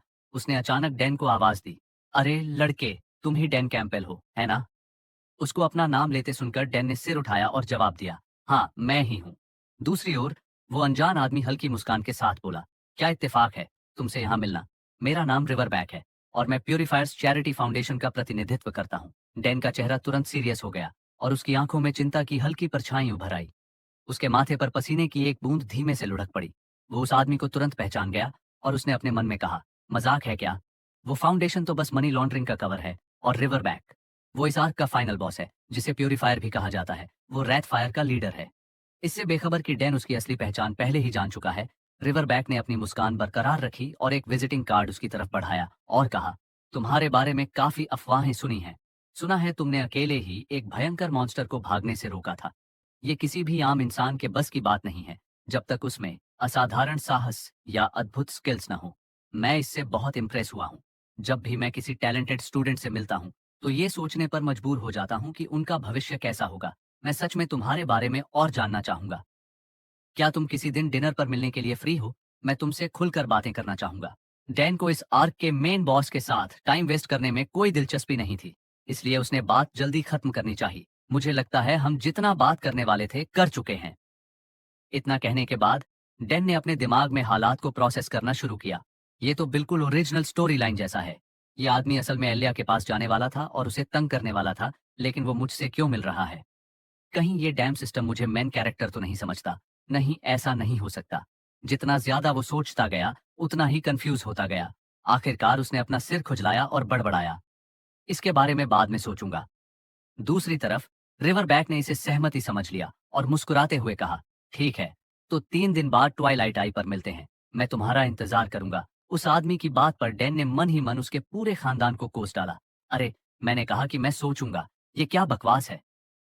गुस्से में डैन ने उस चमचमाते विजिटिंग कार्ड को देखा। उसका सुनहरा रंग इतना तेज था कि उसकी आंखें चकाचौंध हो गईं। मेरी आंखें, ये क्या बला है? फिर उसने एक लंबी सांस ली और हार मानते हुए कहा, ठीक है, चलो देखते हैं। डेन जानता था कि इस इवेंट को अवॉइड करना लगभग नामुमकिन है। सब कुछ या तो पहले से तय है, या फिर वो कुछ नहीं कर सकता था। उसे बस वही करना था जो वो कर सकता था। अगर वो ध्यान से सब कुछ सोचे तो प्यूरीफायर को हराना असंभव नहीं था। लेकिन उसे अब तक ये समझ नहीं आया था कि उसे एलिया की जगह क्यों लेनी पड़ी। शायद उसने स्टोरी लाइन की शुरुआत में ही कुछ गड़बड़ कर दी थी। खैर, फिलहाल प्रेजेंट पर फोकस करना बेहतर होगा। बाकी सब कुछ बाद में देखा जाएगा। कुछ समय बाद डैन एक कमरे के बाहर खड़ा था। उसकी मुट्ठी भींची हुई थी और उसका हाथ हल्के हल्के कांप रहा था। आखिरकार उसने गहरी सांस ली और दरवाजे पर दस्तक दी और कहा, एलेना, क्या तुम अंदर हो? ये जानी पहचानी आवाज सुनकर स्टूडेंट काउंसिल प्रेसिडेंट एलेना थोड़ी हैरान हुई, फिर जवाब दिया, डैन, तुम यहाँ क्या कर रहे हो? डैन ने थोड़ी देर झिझकते हुए कहा, बाहर आने की जरूरत नहीं है, बस मुझे तुमसे एक छोटा सा फेवर चाहिए। क्या तुम 3 दिन बाद फ्री हो?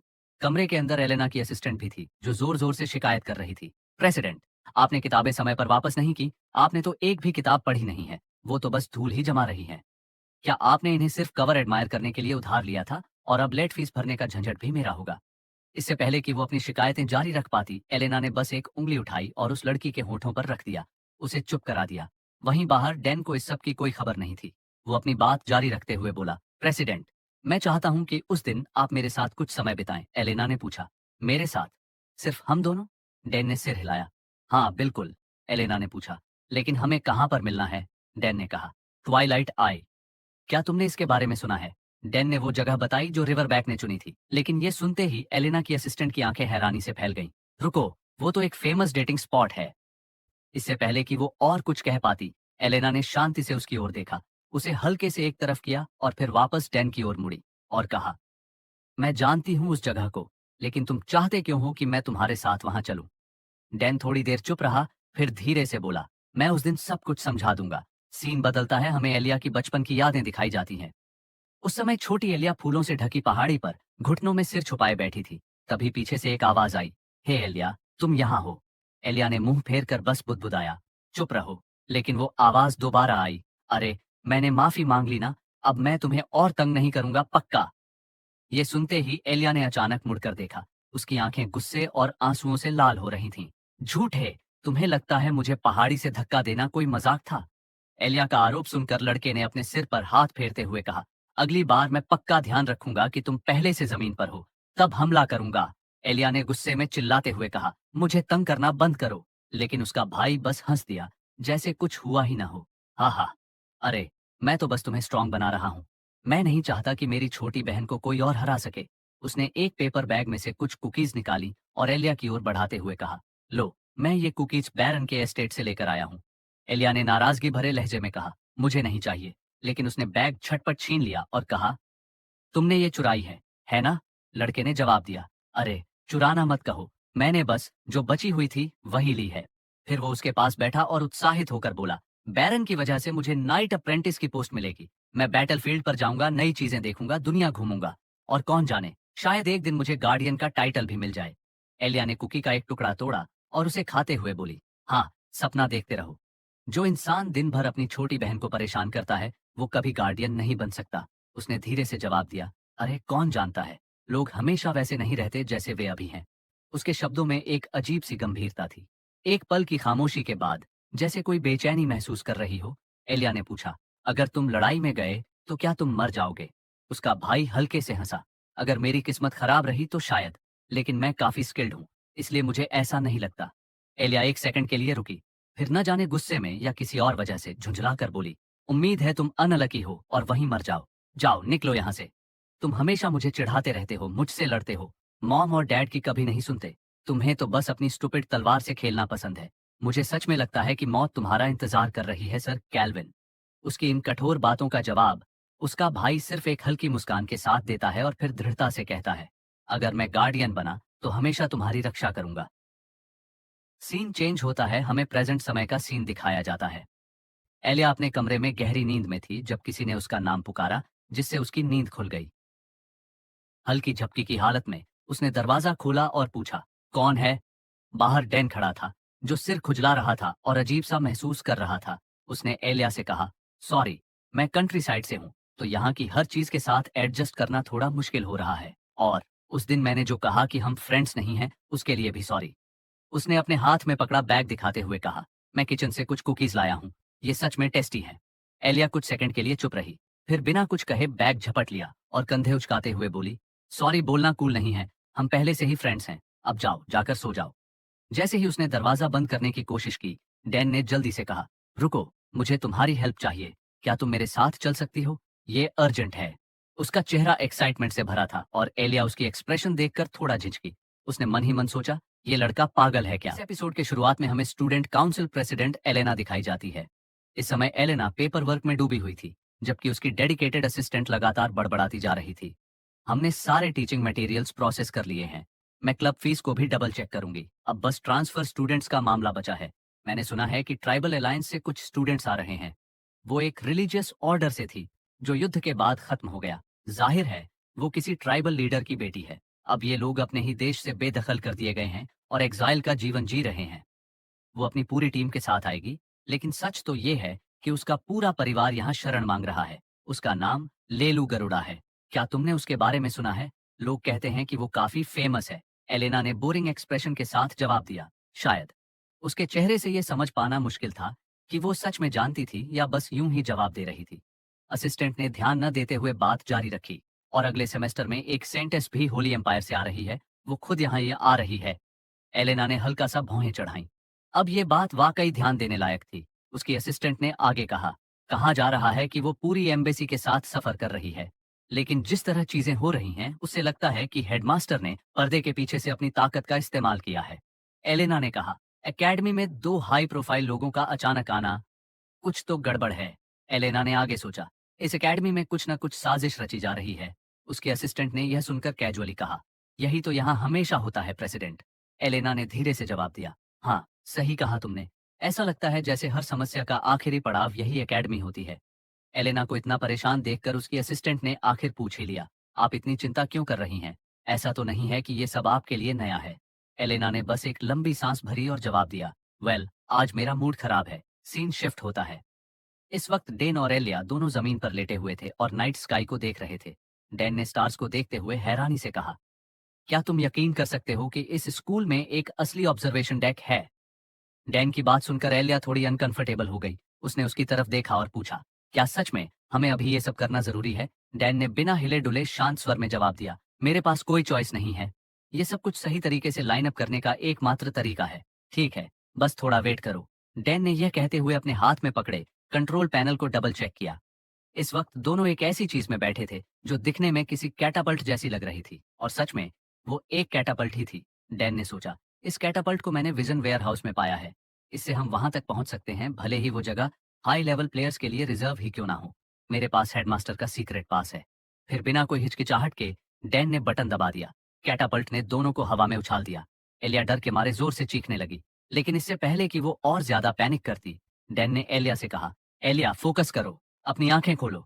उनकी आंखों के सामने उनको एक क्रिम्सन लाल गेट खुलता हुआ दिखाई दिया।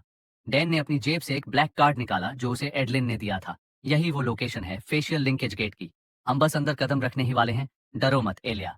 ये थोड़ा डेंजरस हो सकता है, लेकिन एलिया की बेचैनी उसके चेहरे पर साफ झलक रही थी। पर तभी उसको अपने दिमाग में अपने बड़े भाई की मेमोरी याद आई, जहां पर उसका बड़ा भाई उससे कह रहा था, अरे तुम क्यों रो रही हो और तुम किससे डर रही हो? एलिया, मेरी तरफ देखो। उसकी आवाज जैसे उसके कानों में गूंजने लगी। उस याद ने उसके अंदर एक अजीब सी शांति भर दी। उसकी टेंशन धीरे धीरे कम हो गई और उसने एक गहरी सांस ली। फिर बिना हिचकिचाहट के दोनों ने क्रिम्सन गेट में छलांग लगा दी।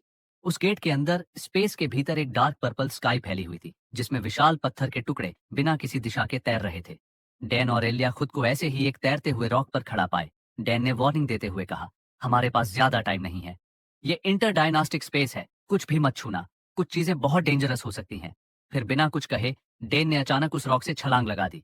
एलिया ने घबराते हुए चिल्लाया, डैन तुम क्या कर रहे हो? हवा में उड़ते हुए डैन ने शांत स्वर में जवाब दिया, चिंता मत करो, यहाँ ग्रेविटी अनस्टेबल है, हमें ऊपर जाना होगा। नीचे खड़ी एलिया डैन को ऐसे रिस्क लेते देख हैरान हो गई। एलिया ने क्यूरियस होकर पूछा, तुम आखिर क्या ढूंढ रहे हो? डैन ने बस एक मिस्टीरियस स्माइल के साथ जवाब दिया, तुम्हें जल्द ही पता चलेगा, बस कूद जाओ। एलिया ने घबरा कर कहा, क्या? ये रॉक्स तो अलग अलग हो रहे हैं, क्या तुम पागल हो गए हो? अगर मैं यहाँ से गिरी तो सीधा मेरी मौत पक्की है। डैन ने फिर भी कॉन्फिडेंटली कहा, हम नहीं मरने वाले, बस जंप करो। एलिया ने अपने होंठ भींचे और उस पर भरोसा करने का फैसला किया। उसने घुटने मोड़े और छलांग लगा दी। जैसे ही उसने हवा में छलांग मारी, वो नीचे गिरने लगी। उसका दिमाग सुन्न हो गया, चेहरा डर और झटके से कठोर पड़ गया था। उसने चिल्लाकर कहा, मैं गिर रही हूँ। डर ने उसे जकड़ लिया, पर तभी एक और पुरानी मेमोरी एलिया को याद आ गई। आग और तबाही का मंजर। एक छोटी सी एलिया कांपती हुई खड़ी थी। उसके नाइट क्लोथ्स पर खून के धब्बे लगे थे और उसके हाथ में एक सिकल था। उसके सामने उसका बड़ा भाई चिंतित होकर चिल्लाया, एलिया, यहाँ बहुत खतरा है। हमें पीछे के दरवाजे से निकलना होगा और जल्दी से ग्रेनरी पहुंचना होगा। पीछे से एलिया की आवाज कांप रही थी। उसने धीमे से कहा, क्या हम मॉम और डैड को ऐसे ही छोड़ देंगे? उसका भाई चेहरे पर पक्का इरादा लिए हुए दृढ़ता से बोला, हमें जाना ही होगा। मैं मॉम और डैड का ध्यान रखूंगा। अगर तुम्हें डिसेंडेंट्स ऑफ द अपोकलिप्स दिखें तो बस छिप जाना। लेकिन इससे पहले कि वो कुछ और कह पाता, छोटी एलिया ने उसका क्लोक कसकर पकड़ लिया। उसकी आंखों से आंसू बहने लगे, आवाज में दर्द और हताशा झलक रही थी। मॉम और डैड पहले ही जा चुके हैं। मैं बेवकूफ नहीं हूं, वे अब इस दुनिया में नहीं हैं। अब बस हम दोनों बचे हैं। अगर आप भी चले गए तो मैं क्या करूंगी? उसकी बेबस पुकार सुनकर उसके भाई की आंखों में भी आंसू आ गए। लेकिन उसने तुरंत अपना चेहरा दूसरी तरफ घुमा लिया, अपनी भावनाओं को छिपाते हुए। उसकी आवाज अब भी मजबूती से भरी थी, तू पागल है क्या? अगर मैं तेरे साथ गया तो हम दोनों और भी बड़े खतरे में होंगे। इसके अलावा मैं सिर्फ तेरा भाई ही नहीं बल्कि एक गार्डियन भी हूँ। कुछ मत सोच, बस भाग जा। डर मत, अगर तू सुरक्षित पहुंच गई तो हम वहीं मिलेंगे जहां मैं हमेशा ट्रेनिंग करता हूँ। अब जवाब दे एलिया। उसकी आवाज लगभग एक चीख में बदल गई, जिससे एलिया सहम गई और घबराहट में उसने उसका क्लोक छोड़ दिया। उसकी आंखों में डर साफ झलक रहा था। उसने कहा, ठीक है। उसका जवाब सुनते ही उसके भाई ने हल्का सिर हिलाकर कहा, ठीक है, शांत रहो, सब ठीक हो जाएगा। अब जाओ मेरी छोटी बहन, मैं तुम्हारे पीछे ही आऊंगा। सीन चेंज होता है, हमें प्रेजेंट का सीन दिखाया जाता है। एलिया अब भी गिर रही थी, लेकिन अचानक डैन ने उसका हाथ कसकर पकड़ लिया और उसको गिरने से रोक दिया। एलिया की आंखें चौड़ी हो गईं और उसने झटके से कहा, हे, तुम्हारी ग्रेविटी वाली थ्योरी का क्या हुआ? तुमने ठीक से वॉर्न क्यों नहीं किया? मैं अभी अभी मरने वाली थी। डैन पूरी तरह शांत था, जैसे कुछ हुआ ही ना हो। उसने हल्की मुस्कान के साथ कहा, रिलैक्स एलिया, तुम्हें इसकी आदत हो जाएगी। अब ऊपर देखो, हमने अपना टारगेट ढूंढ लिया है। डैन ने उसे खींचकर एक फ्लोटिंग रॉक पर खड़ा कर दिया। कुछ ही दूरी पर 7 रंगों की घूमती हुई मिस्ट हवा में तैर रही थी। डैन की आंखों में एक्साइटमेंट साफ दिख रही थी। उसने अपनी ब्राउन स्टोरेज पाउच निकाली और बोला, चलो इसे जल्दी से ले लेते हैं। बिना समय गंवाए डैन ने उस चमकती मिस्ट को पाउच में खींच लिया और कसकर उसे बंद कर दिया। एलिया हैरान होकर बोल पड़ी, ये क्या है और तुम इसका क्या करने वाले हो? डैन ने समझाया कि जल्दी ही उन्हें भागना पड़ सकता है और तब ये मिस्ट उनकी मदद करेगी। एलिया कंफ्यूज होकर बोली, भागना? पर किससे? डैन ने मिस्टीरियस स्माइल के साथ कहा, क्या तुम्हें दिख रहा है? एलिया ने इधर उधर देखा, लेकिन उसे कुछ खास नजर नहीं आया। उसने भौहें चढ़ाते हुए कहा, ये तो बस आसमान है और कुछ नहीं।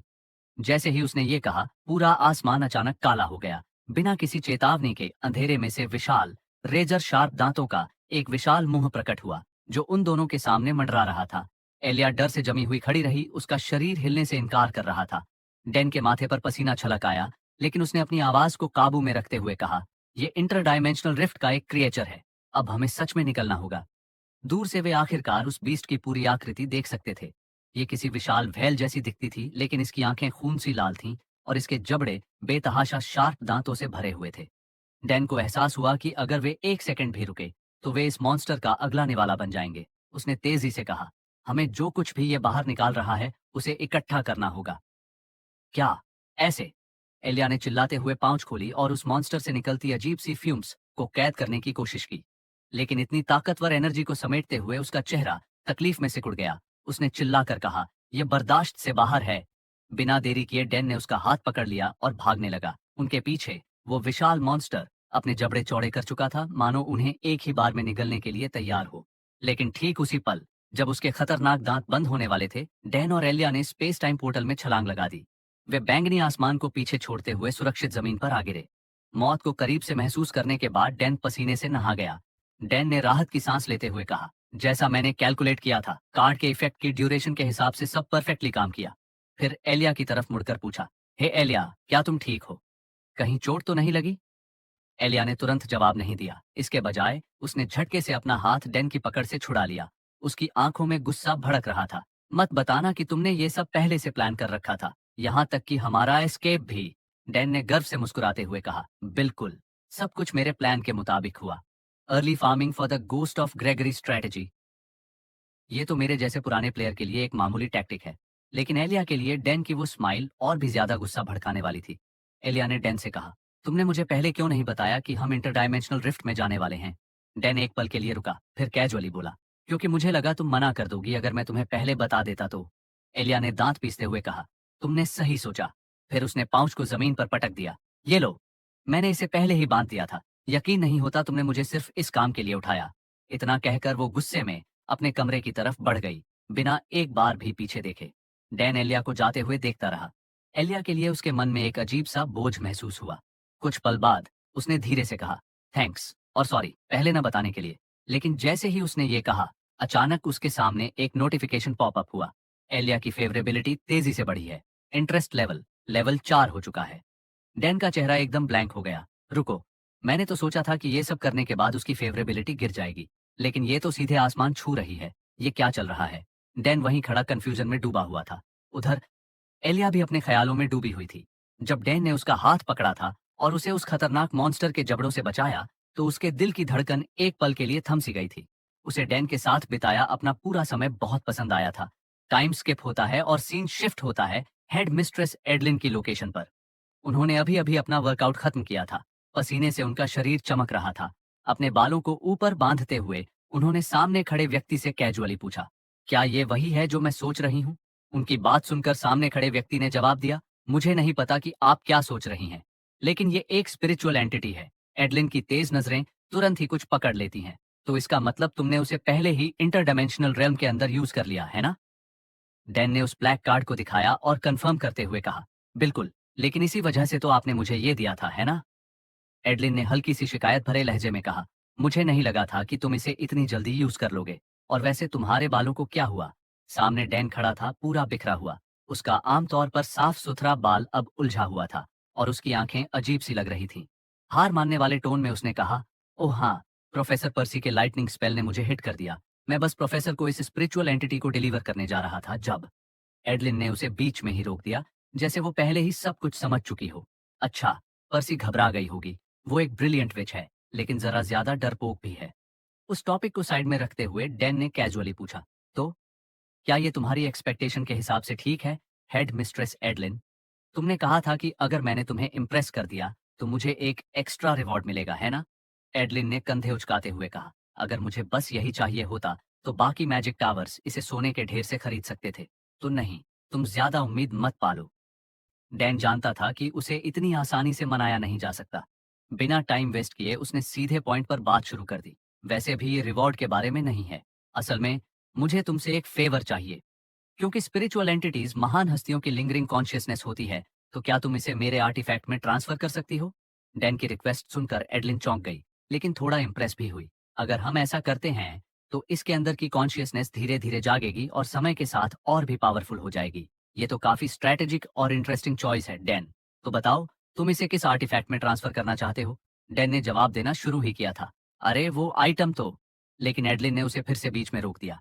उसकी नजरें अब और भी पैनी हो चुकी थीं। मैं तुमसे कुछ और भी पूछना चाहती हूँ। तुम इतने स्ट्रांग कैसे हो? तुमने असैसिन्स को बिना किसी वेपन के हरा दिया, एक ही मूव में हीरो कैंडिडेट को डिफीट कर दिया, और हाल ही में एक मैजिकल बीस्ट के अटैक को भी रोक लिया। और अब ये सब? आखिर तुम पावर को लेकर इतने ऑब्सेस्ड क्यों हो? उसने अपनी नजरें डैन पर जमा दी, जैसे उसके जवाब का इंतजार कर रही हो। लेकिन डैन ने तुरंत जवाब देने के बजाय सोच में डूब गया। इस मेन स्टोरी आर्क में जितने भी मिनी बॉसेस हैं, वो सब डेमन किंग के लेवल के बराबर हैं। और इस पूरे सिनारियो का एंडिंग भी सीधे एलेना और एलिया से जुड़ा है। मैं तो अब उनके स्टोरी लाइन में पूरी तरह फंस चुका हूँ, लेकिन जाहिर है ये सब मैं उसे नहीं बता सकता। सच में इससे बुरा और कुछ हो ही नहीं सकता। अंदर ही अंदर एक लंबी सांस छोड़ते हुए डैन ने एडलिन के सवाल का जवाब न देने का फैसला किया और उल्टा उससे ही एक सवाल पूछ लिया, मेरे पास भी तुम्हारे लिए एक सवाल है। तुम हमेशा मेरे साथ इतना अच्छा व्यवहार क्यों करती हो? डैन के इस सवाल पर एडलिन हल्के मनोरंजन के साथ हंसी। ओह, इसका मतलब क्या है? उसने चिढ़ाने वाले लहजे में पूछा। डैन बिना किसी एक्सप्रेशन के सीधे बोल पड़ा, मेरा मतलब ये है कि तुम्हारे पास मुझसे पूछने के लिए और भी ज्यादा इंटरेस्टिंग सवाल होने चाहिए। जैसे कि, तुम्हें कैसे पता था कि डायमेंशनल रिफ्ट कहाँ है? तुम प्राचीन हस्तियों द्वारा छोड़ी गई स्पिरिचुअल एंटिटीज की नेचर को कैसे समझते हो? तुमने असाइसिन्स को कैसे हराया? हीरो कैंडिडेट एलिया को कैसे हराया? तुमने मैजिकल बीस्ट को कैसे रोका? मैं वो सब कुछ जानता हूँ जो एक रेगुलर स्टूडेंट को कभी पता नहीं होनी चाहिए, वो भी तब जब मैं सिर्फ एक फ्रेशमैन हूँ। डैन थोड़ी देर रुका और आगे अपनी बात जारी रखी। लेकिन हाल ही में मुझे सच में ऐसा लगने लगा है कि इस एकेडमी में हर चीज मेरे इर्द गिर्द ही घूम रही है।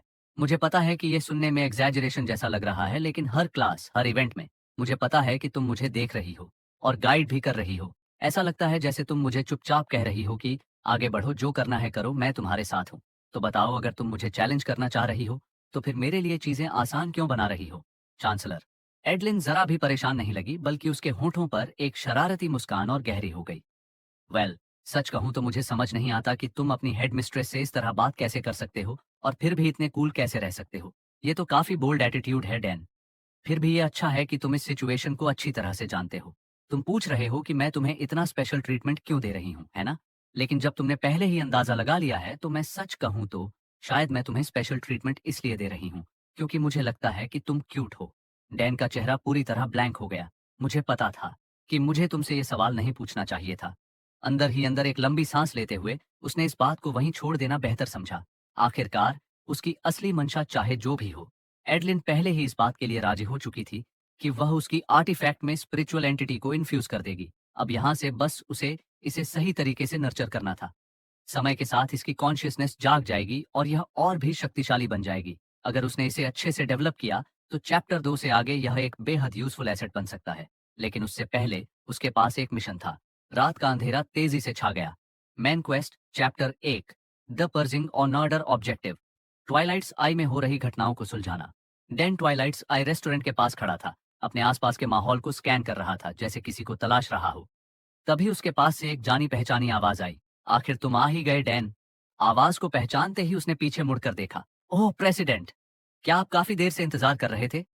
एलेना वहां खड़ी थी, अपने एलिगेंट और कैजुअल अंदाज में लिपस्टिक को हल्के से रीअप्लाई करते हुए बोली। ज्यादा नहीं, बस करीब 6 घंटे। डैन ने पलकें झपकाईं। 6 घंटे? उसे अपनी बात प्रोसेस करने में कुछ सेकंड लगे। उसका दिमाग एक पल के लिए शॉर्ट सर्किट हो गया। फिर अचानक उसे एहसास हुआ, रुको, इसका मतलब आपने सनसेट से पहले से ही यहाँ इंतजार किया है। उसके रिएक्ट करने से पहले ही कुछ और चीज ने उसका ध्यान खींच लिया। एलिया की आज की अपीयरेंस। वह अकेडमी में अपने रोजमर्रा के लुक से बिल्कुल अलग लग रही थी। उसने एक red luxury form fitting dress पहनी थी जिसने उसकी स्लेंडर वेस्ट और स्ट्राइकिंग फिगर को बखूबी हाईलाइट किया। उसके बाल एक अलग स्टाइल में सेट थे जो उसकी मैच्योर और रिफाइंड ऑनरा को कॉम्प्लीमेंट कर रहे थे। स्ट्रीट लैंप्स की सॉफ्ट लाइट उसके स्मूथ स्किन पर रिफ्लेक्ट हो रही थी जिससे वह बेमिसाल लग रही थी। एक पल के लिए डैन मंत्रमुग्ध हो गया। उसका चेहरा गर्म हो गया और उसने झिझकते हुए अपनी नजरें फेर लीं। एलेना ने उसकी फ्लस्टर्ड एक्सप्रेशन नोटिस की और शरारत से अपने बालों की एक लट को पीछे सरकाते हुए मुस्कुराई। बिल्कुल सही, क्योंकि आज फुल मून है, मैंने सब कुछ पहले से ही तैयार करने का सोचा। फिर उसने हल्के मजाकिया अंदाज में कहा, वैसे भी ये पहली बार है जब तुम एकेडमी ग्राउंड्स के बाहर एंजॉय करने जा रहे हो, है ना? डैन ने जवाब दिया, हाँ ऐसा ही है। लेकिन उसकी आवाज आमतौर पर जितनी आत्मविश्वासी होती थी उससे कहीं ज्यादा धीमी थी। वो तो एलेना की आंखों में ठीक से देख भी नहीं पा रहा था। यह देखकर एलेना को और भी मजा आया। ओह, तुम मेरी तरफ देख क्यों नहीं रहे? उसने हंसते हुए कहा, डैन की एम्बैरेसमेंट को साफ महसूस करते हुए। आखिरकार यह एक तरह का डेट ही था और डैन के हाव भाव ने यह साफ कर दिया था कि उसे यह बात अब समझ में आई है। इससे पहले कि वह कुछ कह पाता, एलेना ने उसका हाथ थाम लिया। उसकी उंगलियां डैन की उंगलियों में उलझ गईं। एलेना ने मुस्कुराते हुए कहा, चलो हमारे पास करने के लिए बहुत कुछ है और लाइनें भी लंबी होती जा रही हैं। कुछ देर बाद वे दोनों ट्वाइलाइट्स आई रेस्टोरेंट पहुंचे, लेकिन वहां पहले से ही एक बड़ी भीड़ इकट्ठी थी जो अपनी बारी का इंतजार कर रही थी। भीड़ में किसी ने शिकायत की, अरे धक्का मत दो, इतनी भीड़ क्यों है यहाँ? डैन ने माहौल को देखा और जल्दी ही समझ गया कि यहाँ हो क्या रहा है। उसने कहा, यह जगह तो पूरी तरह भरी हुई है, क्या हमें अंदर जाने का मौका भी मिलेगा? तभी एक जानी पहचानी आवाज सुनाई दी, नंबर 27, ये आखिरी कॉल है। अगर तुम यहाँ नहीं हो तो मैं तुम्हारी रिजर्वेशन कैंसिल कर दूंगा। ठीक है, नंबर 27 नहीं आया, अब नंबर 28 की बारी है। डैन की आंखें हैरानी से चौड़ी हो गईं। रुको, वो टालियन है, वो यहाँ क्या कर रहा है? ठीक उसी समय टालियन, जो वेटर की यूनिफॉर्म में था, डैन को देखता हुआ मुस्कुराते हुए उसकी तरफ बढ़ा। उसने हंसते हुए कहा, अरे मिस्टर डैन, क्या तुमने मुझे अब भी याद रखा है ना? और फिर अपने आउटफिट की तरफ इशारा किया। मैं यहाँ पार्ट टाइम काम कर रहा हूँ। फैमिली ने मुझे खर्चे के पैसे देने बंद कर दिए, तो इसलिए अभी पैसे कम पड़ रहे हैं, इसलिए मैं यहाँ काम कर रहा हूँ। इसके बाद उसकी नजर एलेना पर पड़ी। ओह, स्टूडेंट काउंसिल प्रेसिडेंट भी यहाँ है। उसकी आंखों में हल्की हैरानी झलक उठी। रुको डैन, तुम यहाँ एलेना के साथ क्या कर रहे हो? तुम दोनों का रिलेशनशिप क्या है? लेकिन इससे पहले कि टालियन कुछ और कह पाता, डैन ने झट से उसे रोक दिया। उसकी आवाज थोड़ी ज्यादा तेज हो गई, हम डेट पर नहीं हैं। और उसके तुरंत बाद वह शर्मिंदगी में जमीन की ओर देखने लगा। ये क्या कर दिया मैंने? अब तो हर कोई यही सोचेगा कि ये सच में एक डेट है। एलेना ने टालियन को देखकर कैजुअली कहा, हे एम्प्लॉय बताओ, क्या स्टूडेंट काउंसिल प्रेसिडेंट को यहाँ कोई स्पेशल प्रिविलेज मिल सकता है? टालियन ने बड़े उत्साह से जवाब दिया, बिल्कुल। इस दौरान डैन ने अचानक कुछ अजीब सा नोटिस किया। उसकी नजरें टालियन पर टिकी थीं। रुको जरा टालियन, क्या तुमने कोई नेकलेस पहना है? टालियन ने हैरानी से पलकें झपकाईं, लेकिन फिर जल्दी से नेकलेस बाहर निकाला और डैन को दिखाया। अरे, यह तो मुझे प्योरिफिकेशन ऑर्डर से मिला है। तुम उनके बारे में जानते हो, है ना? उस जगह को मार्क्वी रिवर बैक चलाते हैं। उसी पल डैन की rule of evil skill activate हुई, जिससे उसे टालियन पर अथॉरिटी मिल गई। जैसे ही डैन ने यह देखा, उसका एक्सप्रेशन सीरियस हो गया। बिना किसी हिचकिचाहट के उसने टालियन को तुरंत चेतावनी दी, मैं जानता हूं, लेकिन सुनो, इस नेकलेस को और मत पहनो और ये पक्का करो कि बाकी एम्प्लॉयज भी अपने नेकलेस उतार दें। डैन के स्वर में एक गहरी गंभीरता थी जिसने टालियन को चौंका दिया। भले ही उसे कुछ समझ नहीं आया, लेकिन उसने सिर हिलाकर जवाब दिया, ठीक है, मैं समझ गया। इस बीच डैन के सीने में बेचैनी बढ़ती जा रही थी। सारे एम्प्लॉयज यहाँ कंप्रोमाइज हो चुके हैं, ये सही नहीं है। जब से एलेना के साथ उसकी अफिनिटी बढ़ी है, मेन स्टोरी लाइन ने अचानक रुख बदल लिया है। और अब इस बदलाव ने मार्की रिवरबैक का ध्यान उसकी ओर खींच लिया है। इसका मतलब है कि अब मुझे पहले से भी ज्यादा सतर्क रहना होगा। स्क्रिप्ट बदल चुकी थी तो उसे भी उसके अनुसार एडजस्ट करना था। अगर वो कमीना अब मुझे टारगेट कर रहा है तो बेहतर होगा कि मैं काउंटर अटैक प्लान करना शुरू करूं। यही सोचते हुए डैन और एलेना ने आखिरकार रेस्टोरेंट में कदम रखा। जैसे ही वे अंदर पहुंचे, एक जानी पहचानी आवाज ने उनका स्वागत किया। ओह लेडी ट्रिस्टन और डैन, आप दोनों को एक साथ देखना मेरे लिए खुशी की बात है। उनके सामने मार्की रिवरबैक खड़ा था और वो मुस्कुरा रहा था, जैसे कि उसे पहले से ही पता हो कि डैन और एलेना दोनों एक साथ यहाँ आने वाले हैं। तो दोस्तों, आज के एपिसोड में बस इतना ही। अगर आपको ये वीडियो पसंद आई हो तो लाइक और कमेंट जरूर करें। और अगर आप मंगा की ऐसी ही और कहानियां देखना चाहते हैं तो चैनल को सब्सक्राइब करना ना भूलें। मिलते हैं अगले एपिसोड में, तब तक के लिए बाय।